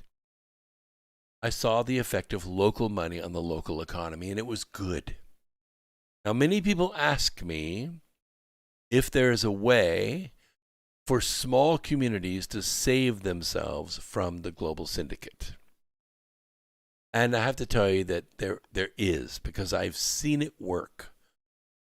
Okay? The key word here is small. I don't know that it would work in Los Angeles. I don't know that it would work in Denver, or if it would work in Chicago. Or to put it another way, rather than think small, we think local. If you could create a local consortium inside a large city, it might work. But it's not that easy to do, especially if you live in places like Idaho or New Mexico. And the reason is that the stuff that you need is so far away. You have to order everything. Everything has to be shipped there. Nobody builds anything in Idaho. Nobody builds anything in New Mexico. It's a place for raw materials. You get oil there, you get coal there, you get iron there, but you don't make stuff in New Mexico. But here are several ways Americans can win. I did not say America. I don't know if that can be done. But Americans can win. I'm afraid America's all but lost. Unless we change direction, with 2 generations of Marxists coming out of school and a 3rd generation of even more radical Marxists getting ready to start, I think all the people that know how to do stuff or that remember what freedom and liberty is all about, I think we're all going to be gone. I don't see the next generation being able to be America. But here are some ways that conservative communities can stop the reset agenda. T-Rad Dad is right. On a smaller scale, conservatives can accomplish a lot by simply changing their buying habits.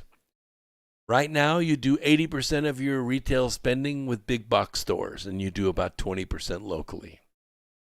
That's just the way it is. You use a local dry cleaners, but you buy your clothes from Amazon. You don't go to the mall because it's closed, or you don't want to wear a mask, or you don't want to put up with the freaking hassle. Yes, small businesses tend to cost a little extra. But who do you really want your money going to?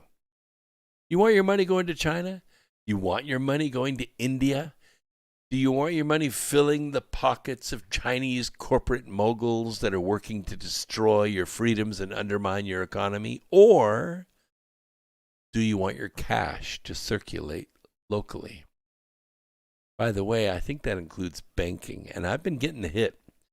I have a close friend in California who says you need to deal with a credit union. You need to get out of that global bank that you deal with. And I have been for a long time, 20 years probably, maybe more. And I always wonder about it. I say, well, they're big. They got branches everywhere. I can go to Salt Lake City, or I can go to New York or wherever, and there's a branch right there. I don't have to pay any money to get any money out. It's right there locally.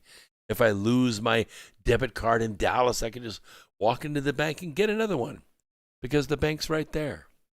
But that being said, these global banks, these national banks, central banks, as it were, top 5, top 10 banks, they're convenient, yes, but they're also risky. They're risky. Open an account at a local credit union, and the money will stay in your community. And it won't be vacuumed to New York or London or Boston every night to be gambled on the monetary funds. Individuals can also start their own business from home, focusing on production of necessities or necessary skill sets. I'm not saying you could open an auto shop in your garage, but you could rebuild carburetors. You could do brake jobs. You could do simple stuff and make money. I used to be a home builder, and it was exciting. I liked building homes. I built 56 of them, built 20 of them myself. And I thought one night, as I lay awake in bed with my heart pumping out of my chest, I was over $1 million in debt. And I didn't know if I'd be able to make the payments. I didn't know if I would get the next draw from the bank. I didn't know if I'd sell the house when I got done with it. I didn't know if I could pay my subcontractors come Friday. It was a lot of stress. And a lot of my friends who were also building contractors, they were feeling it too. So I finally sold all the houses and I got completely out of debt, and I went back to subcontracting, installing cabinets. I picked up my cabinets by 10 o'clock in the morning. I was at the job by 11:30. I installed the cabinets, was home by 5. I made more money week in and week out than I did contracting. And the nice thing about it is when I woke up Saturday morning, I was still debt-free. I was debt-free at any given moment. So I know the feeling.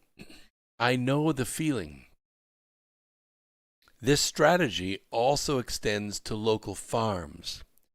Consumers and grocery stores need to buy more of their produce from farms in the area and less from chains which ship in produce from other countries. Now, one of the grocery stores that I shop at, they have a whole section in the produce area that's all local farms, all local stuff. The other store has a little bit more selection, but everything's prepackaged in their corporate packaging. So you get that feel that it may come from, I don't know, Mexico or California or something. It's not local. And there are millions and millions of acres of farmland in the U.S. that don't grow food at all because these farms are paid for by the federal government not to grow. Encouraging local food production is paramount to remaining free from a centralized, controlled government. Stop taking the federal checks. Grow your vegetables, grow your zucchini, grow your squash. Come together as a community and say, tell you what, you grow the corn, you grow the squash, you grow the watermelons, and then come together as a community with a local store. The problem with conservatives is that we tend to be so independent that we avoid organization. Look at us in the electric vehicle business. At one time, there were 13 companies like mine. They all died off, except 2. They stayed. One kind of floundered and eventually died, but the other one made it, which was Tesla Motors. They made it. Now we have global involvement. We have multi-billion-dollar interests getting into the electric vehicle business. But what are they building? They're building what they want to build. They're not building what the customer wants. And that's the problem. They don't want it to succeed. All they're doing is laundering money. That's all they're doing. The only 2 companies in the world that are building electric vehicles that people actually want is my company and Elon Musk, and that's it. Everyone else is being driven by their own external forces. They're not listening to the customer. During the lockdowns in blue states, some conservative-owned business refused to comply, but they were left mostly to fend for themselves. They didn't get aid from the wider community. Many of them lost their licenses to open, or they went to jail rather than comply. If more businesses were to ally with each other and protested in tandem, dozens or hundreds or thousands of defiant businesses working together would be a hell of a lot harder to shut down than just a few. There would still be casualties. Remember the gym in New Jersey that had $165,000 in their legal fund that was stolen by the state of New Jersey for refusing to close their doors? I lost my Twitter account, my LinkedIn account, one of my Facebook business accounts last month for even speaking about these things. And by extension, it's not enough for conservatives to merely argue against the lockdowns and demand businesses stay open. We need to also defend those businesses that take action and stay open. We need to support them. We need to drink their beer. We need to buy their food. We need to buy their clothes. We need to support them with our dollars and stand in the way of anyone trying to close them down.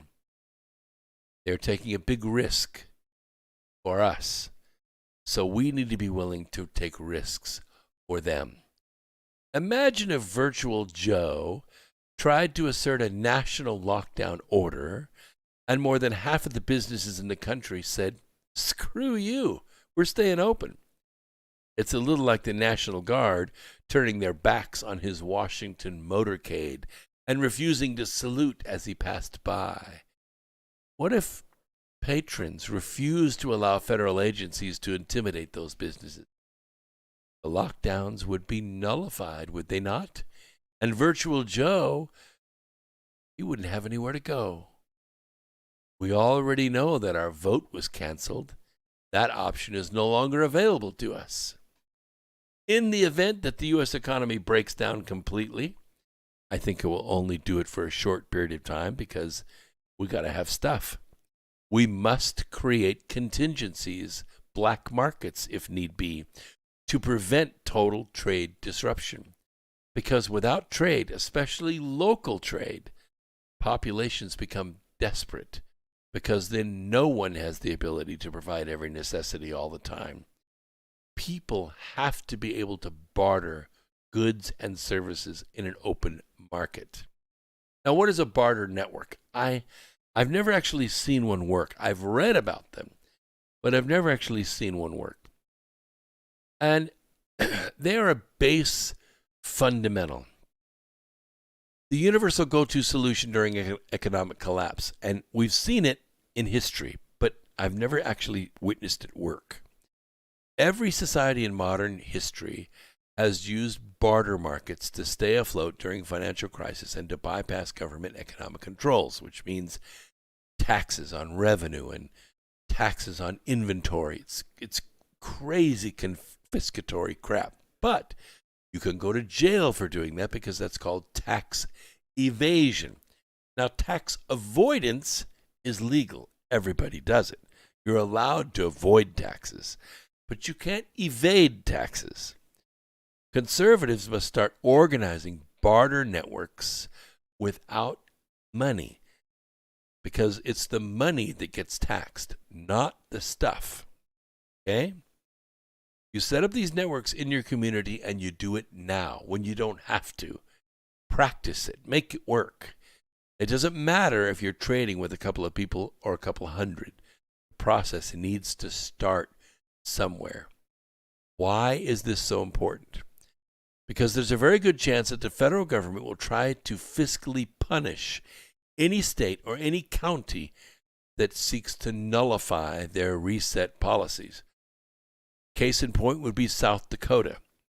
South Dakota has said they're going to look at the executive orders that Virtual Joe is signing, and they're going to decide, their state legislature is going to decide whether those executive orders are constitutional or not. And if they're not, the state is going to nullify them. Now, we already did this once. We tried this once. We had 7 metropolitan states who, upon adopting the Democrat National Committee in 1848, within a couple of years, they said, well, we have the cities, we have the population. So we should be able to pass laws in Congress forcing the other 13 states, there were 20 states at the time, the other 13 states, we can tax them, what they trade with Europe and what they bring back from Europe, both, and we can make money off of that and build up our metropolitan areas. And that's what they did.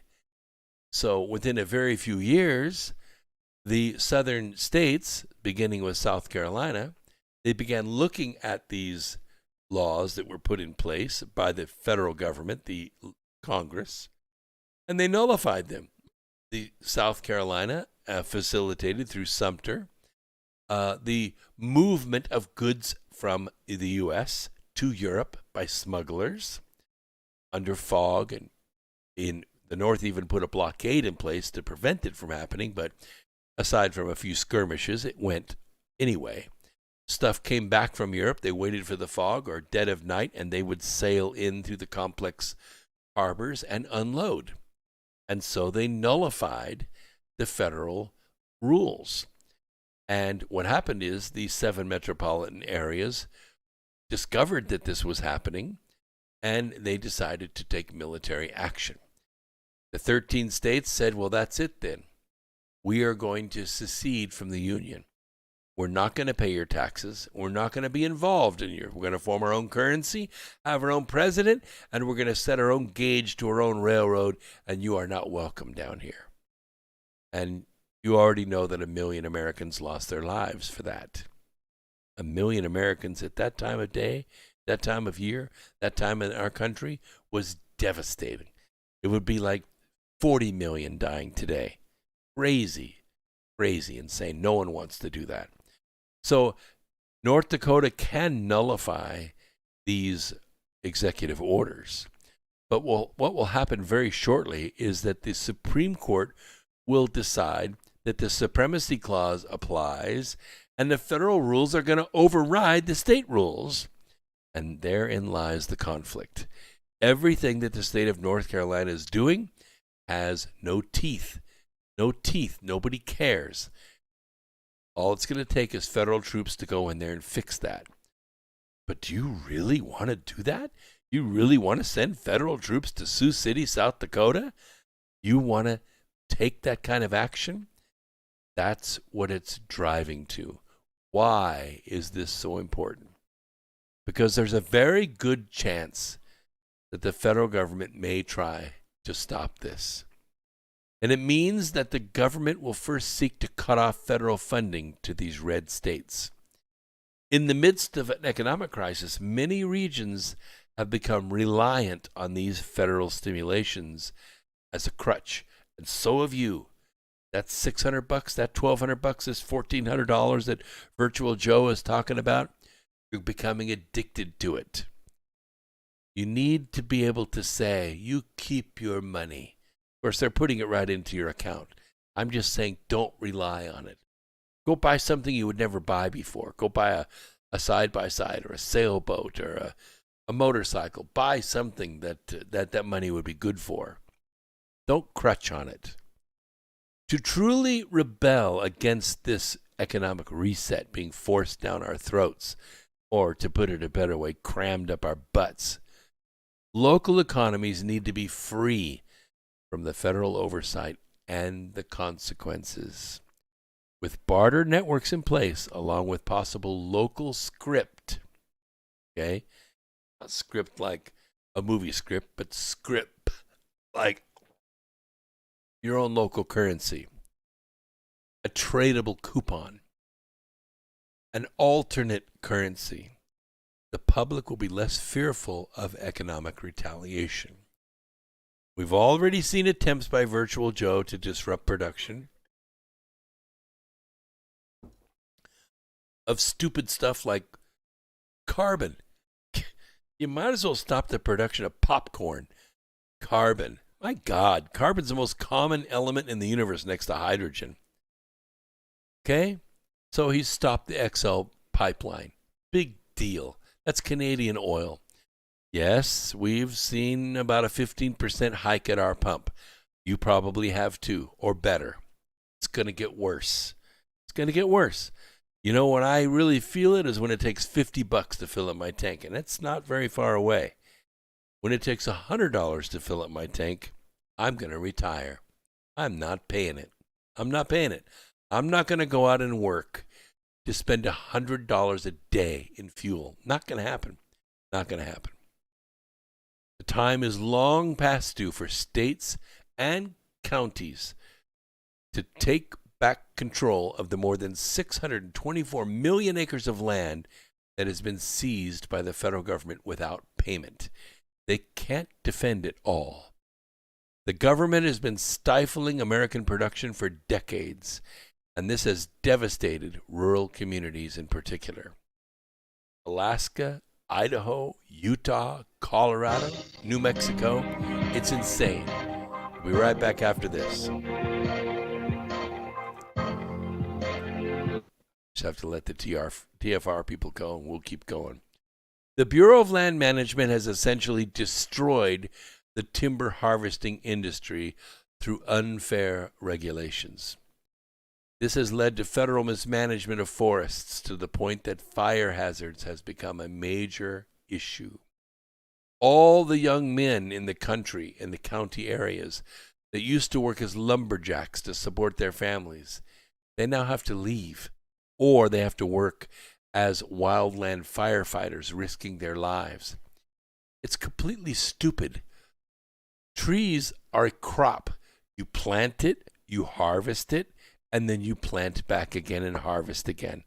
Some forests out west are on their fourth cuttings. They're super well managed forests.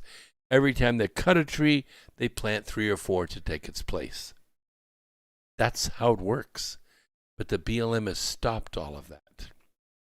And that's why lumber prices are skyrocketing. Conservative counties and states need to take back the land.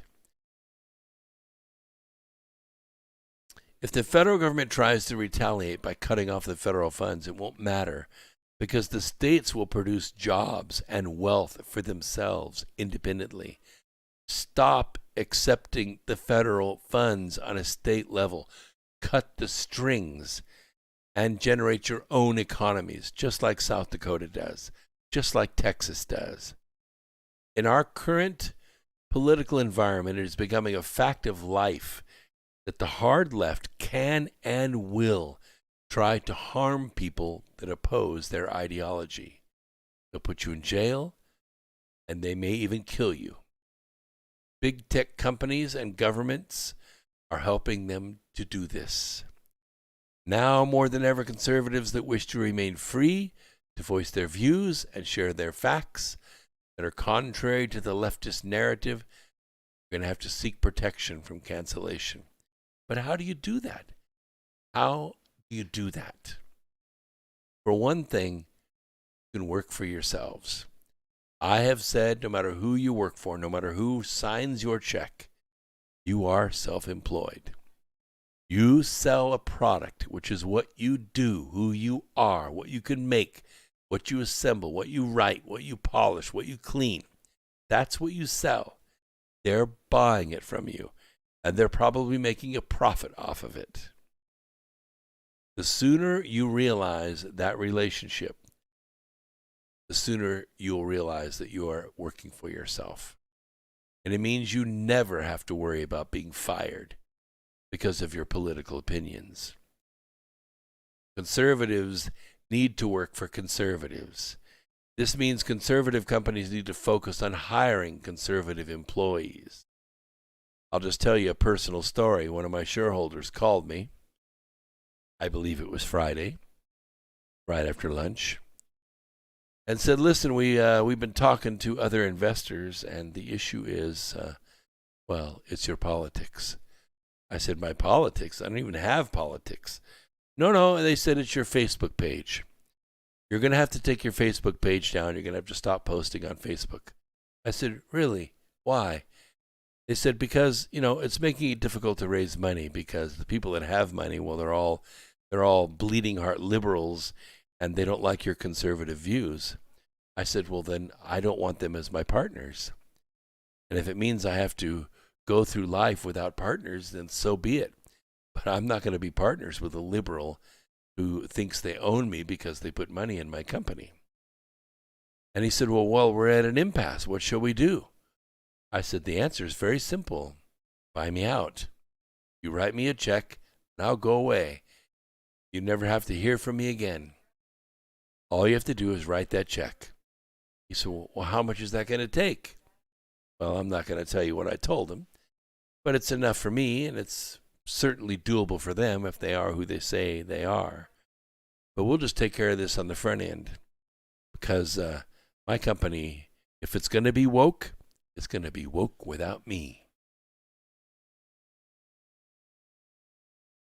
So how far does this go? How far does this cancellation go? Oops, I need to bring TFR back in for the final segment. Sorry about that. I missed that uplink after the music. So sorry about that. You guys were sitting out there for just a little bit. I apologize for that.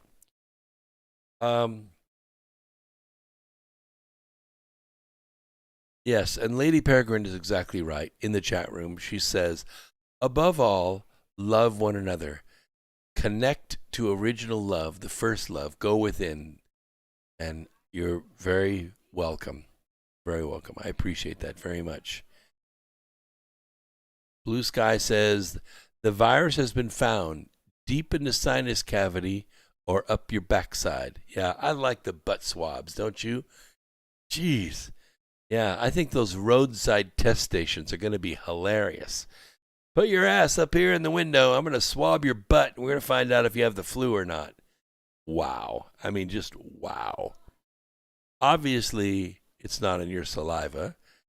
So take off your face diaper and put it back on your backside, and don't leave any, I think that's supposed to be farts.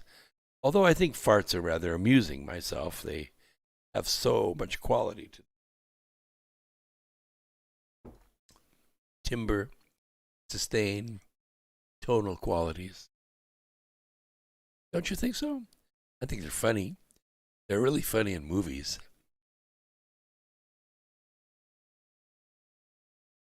What is that? Sun Rabbit says it cost me 85 euros to fill up my tank on my minivan. Holy crap!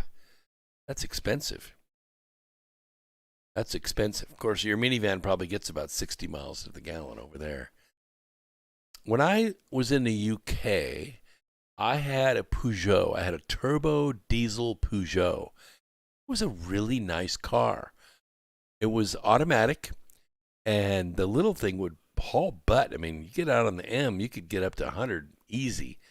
And yeah, it's easy to speed in Europe because of the way they have their motorway set up. They have camera signs at the big interchanges, so you could see it. It's a big sign, like 10 feet square with a camera on it. So you know they're speed cammering. So what you do is you slow down where the interchanges are, and that makes sense. You want to go slow, and people are merging on or merging off. But then after you get a couple miles past it, you can pick up the speed. You could blaze across the UK at 100 miles an hour. I did it all over the place. I drove 2,000 miles, well, 1,200 miles all around the UK at about 100 miles an hour, and it was good. And it cost me quite a bit to fill that little beggar up at the end of the week, though, I have to say.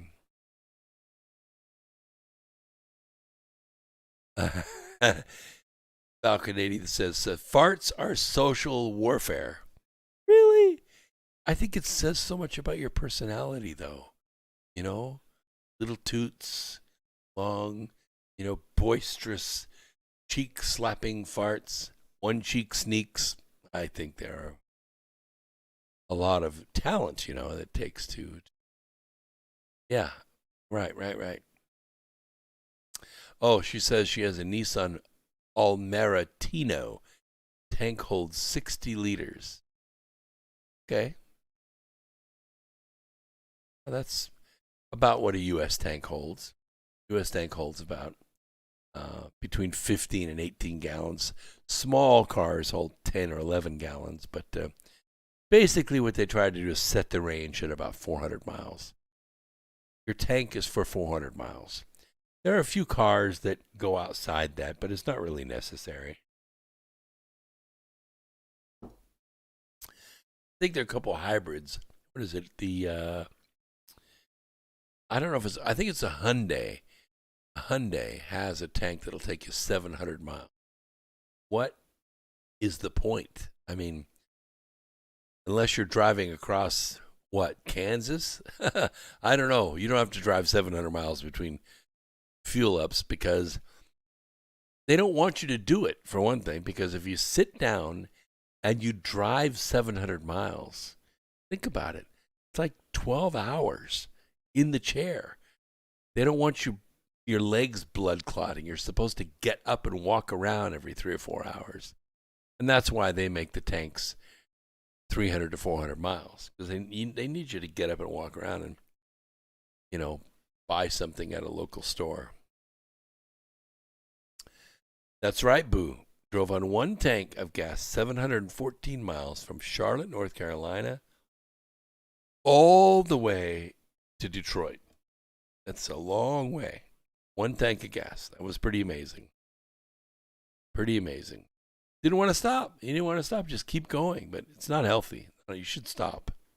The point is that these local economies can be set up and they can prosper locally. You're not going to get rich, but you are going to be free. And you are going to survive. And more than survive, I think you can prosper. Locally, you can prosper. So one other thing, tonight during the Super Bowl, you could look up, and of course you could see the military flying overhead.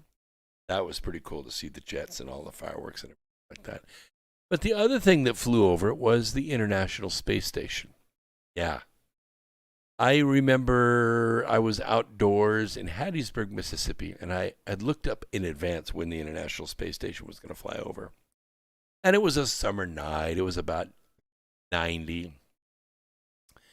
And we were at a bar, and we were outside in the patio area of the bar and talking with people. And, I'm always wearing some kind of hat like this. And so the conversation comes up.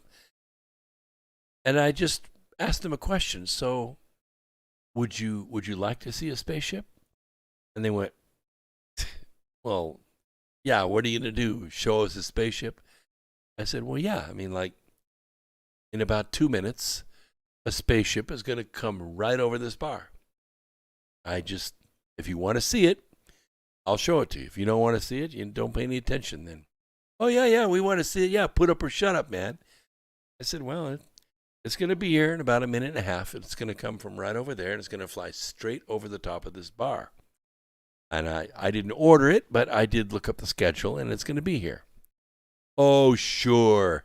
Well, sure enough, about a minute later, there it was, right over there in the western sky, came the International Space Station. Oh, it was gorgeous. It was only about 9 o'clock, so it was really, really bright as it went over, because it was just like almost dark. It was way past dusk, but it wasn't like black, it was like blue outside. Dark blue, like purple sky. And over the top of the bar went the International Space Station. And you could see the solar panels all splayed out there in their glory. And it was a bright silver, almost like a mirror going over the top. And it took about 2 minutes to pass overhead. You could have heard a pin drop. It was like, holy crap, what was that? I said, well, that was the International Space Station. It goes around the Earth every 2 hours. I never saw it. Dude, it's been up there for like over 20 years. You never looked up? I just happened to know the schedule, knowing it was going to come right over this bar, and that I could dazzle you guys with me knowing that, and you all looked up and saw it the first time ever in your lives. Well, the astronauts on the International Space Station may have just had the ultimate nosebleed seats to the Super Bowl. Because I guarantee you, down there in Tampa Bay, the bright lights on that stadium, I bet they could see it from space. Yep, I think that was pretty cool. Just a neat idea. Now, the other thing that's going on out there in space is a thing called GRS 1915 plus 105. It's, we think, a black hole. Been watching it for a while, but all of a sudden, for no particular reason, the darn thing went dark. Yeah. Now, beginning in 2018, it just went out, and we've been watching it. We swing our telescopes over there and our radio telescopes over there from time to time, and this is one of the brightest X-ray lights in the sky, and it just went dark. The black hole responsible for creating the lights-out mystery lives in GRS 1915 plus 105 star system. It is 36,000 light years from Earth. Contains both a normal star and the second heaviest known black hole in the Milky Way. That's the heavyweight. 10 to 18 times the mass of our sun. And it's second in mass only to Sagittarius A. That's the supermassive black hole in the galaxy center of the Milky Way.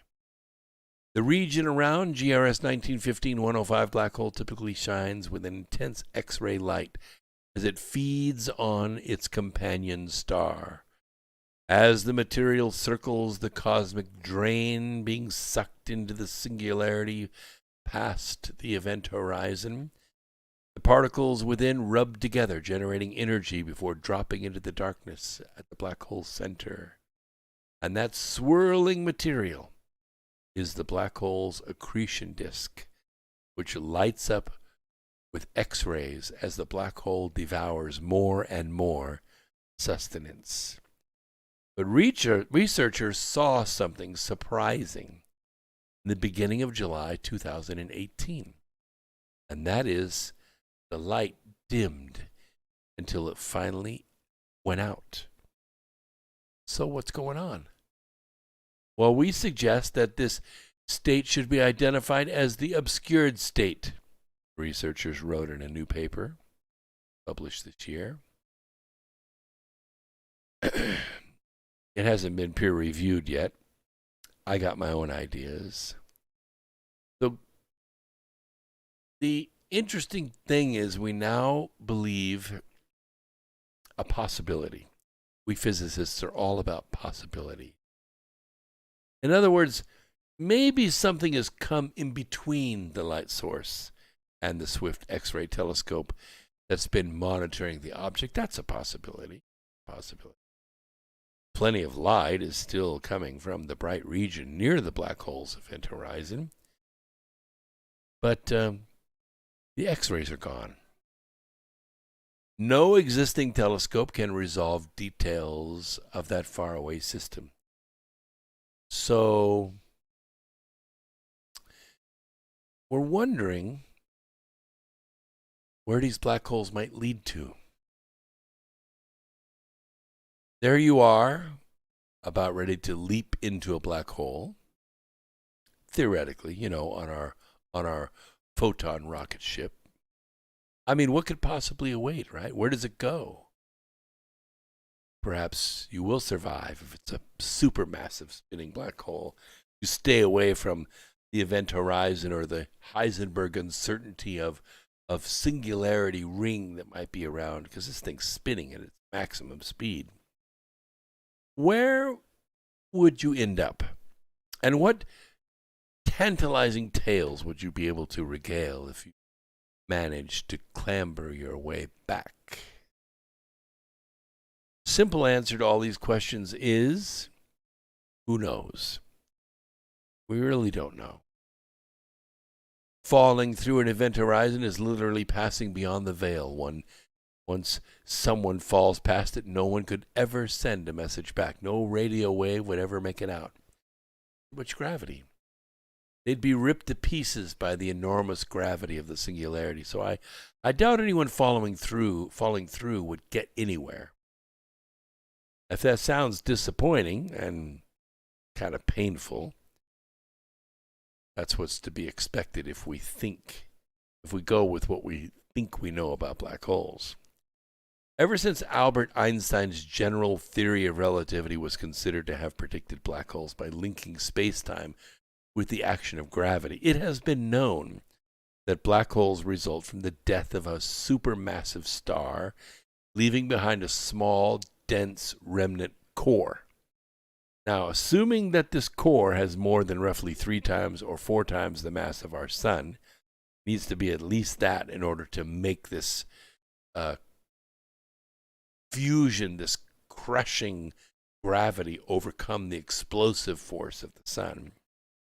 And then it begins to pull on the shape of space-time. Sort of like the difference between putting a basketball in the middle of a bed sheet held tight by 4 people and putting a 16-pound bowling ball. Even though the bowling ball is a little bit smaller, it's way heavier than a basketball. And so what happens is it pulls that sheet down. No matter how tight you pull those 4 corners, it's really going to pull it down. Same thing. A black hole does the same thing to space-time. And the resulting uninhabitable black hole would have such a powerful gravitational pull that not even light could avoid it. But 4 times the size of our sun, or 10 times the size of our sun, is a lot of mass. It really is. But if you think about it, you get to galaxy-sized black holes. We're talking about 10 million suns, 100 million suns worth of mass. Every single time more mass is added to it, the surface area of it grows very little, but the mass grows proportionally. And of course, to conserve momentum, it needs to spin faster and faster and faster and faster and faster. So what happens is it doesn't stay spherical anymore. It begins to flatten out with kind of a bulge in the middle, okay, like a giant flying saucer, like a disc with a bulge in the middle. All the mass of this is swirling, and the event horizon becomes a ring of its own.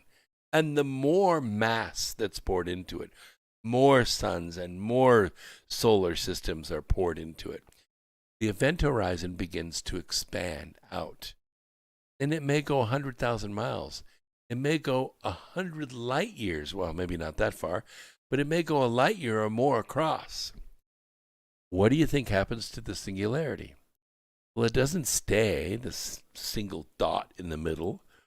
I theorize that when they get very large like this, very large, 10 million, 20 million suns worth of mass in these supermassive spinning black holes, that the singularity itself becomes a Heisenberg uncertainty.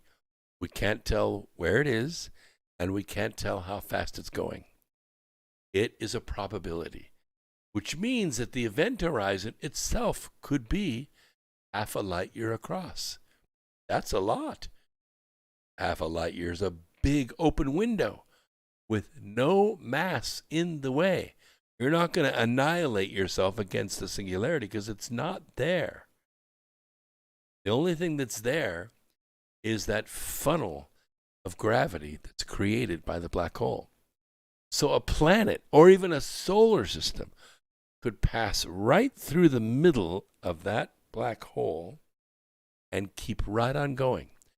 As it accelerates, being pulled toward the black hole, it could literally have enough momentum to go punch right through the black hole and not be yanked apart by the singularity that is half a light year away or a quarter light year in either direction. You go right through. To where? That's the interesting thing. Don't know if it connects universes together or it connects other regions of our known universe together. Such an idea has been floating around for some time. Now, nobody's ever put the idea forward of the singularity itself being a Heisenberg uncertainty. That is in Chapter 4 of Volume 1 of the Arc of Millions of Years. It's my drawing. It's my idea from 2004. This is even in between times when Sir Roger Penrose said that consciousness is the result of quantum gravity, which was in 1997. And in 2007, I said that quantum gravity was the result of consciousness, thus solidifying the downward causation of human consciousness, source consciousness, in the creation of universes. But Dr. Kip Thorne in 1980 was very provocative. He wrote a book called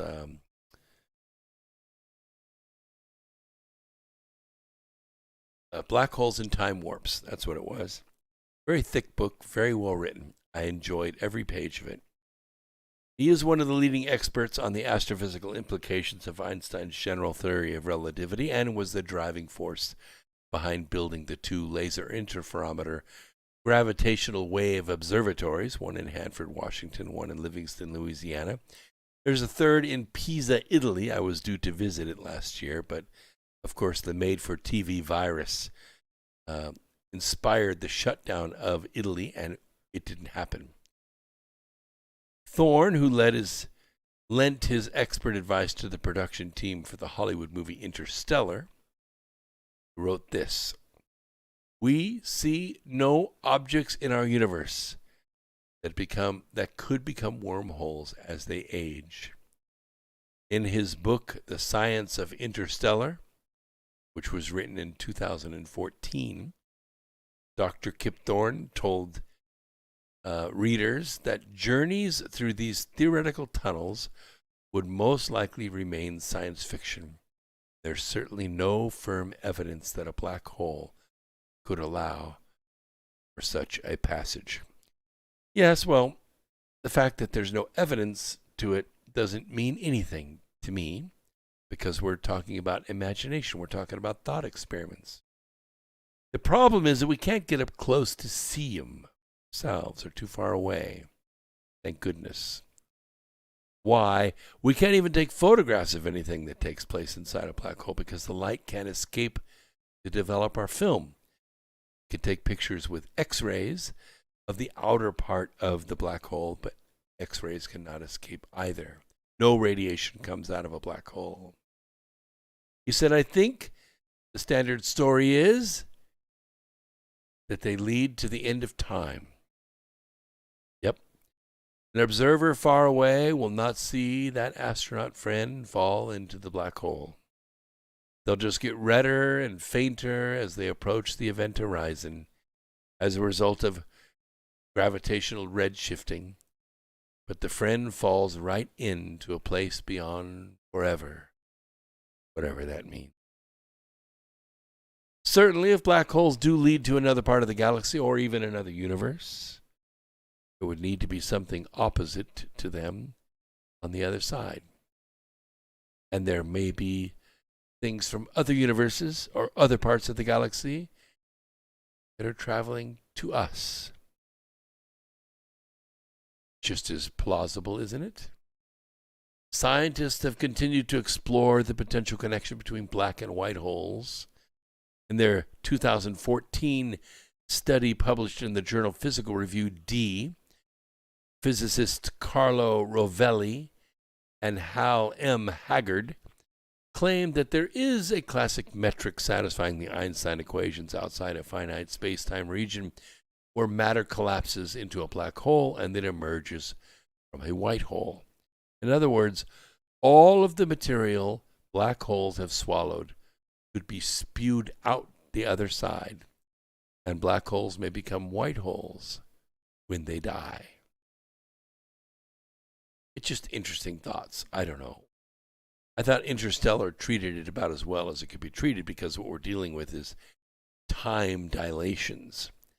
You remember the guy that was left behind in the ship, and he went through suspended animation twice and then almost went insane the next 5 years because they were down on the planet for a couple of hours, which was actually 25 years in the ship. That's a long time to be left alone in an aluminum can, no matter how big it is. Listen, this is America Free Radio. We've been on the air now for 16 years, and I appreciate you so much being here. I ask you to go out and look for the good in others and help it to grow a little bit every day. Because if we can do that, eventually we can save this planet. I know there are big forces at work right now. The global syndicate wants to control the world. Why? I have no idea, except that There's a force even bigger than them.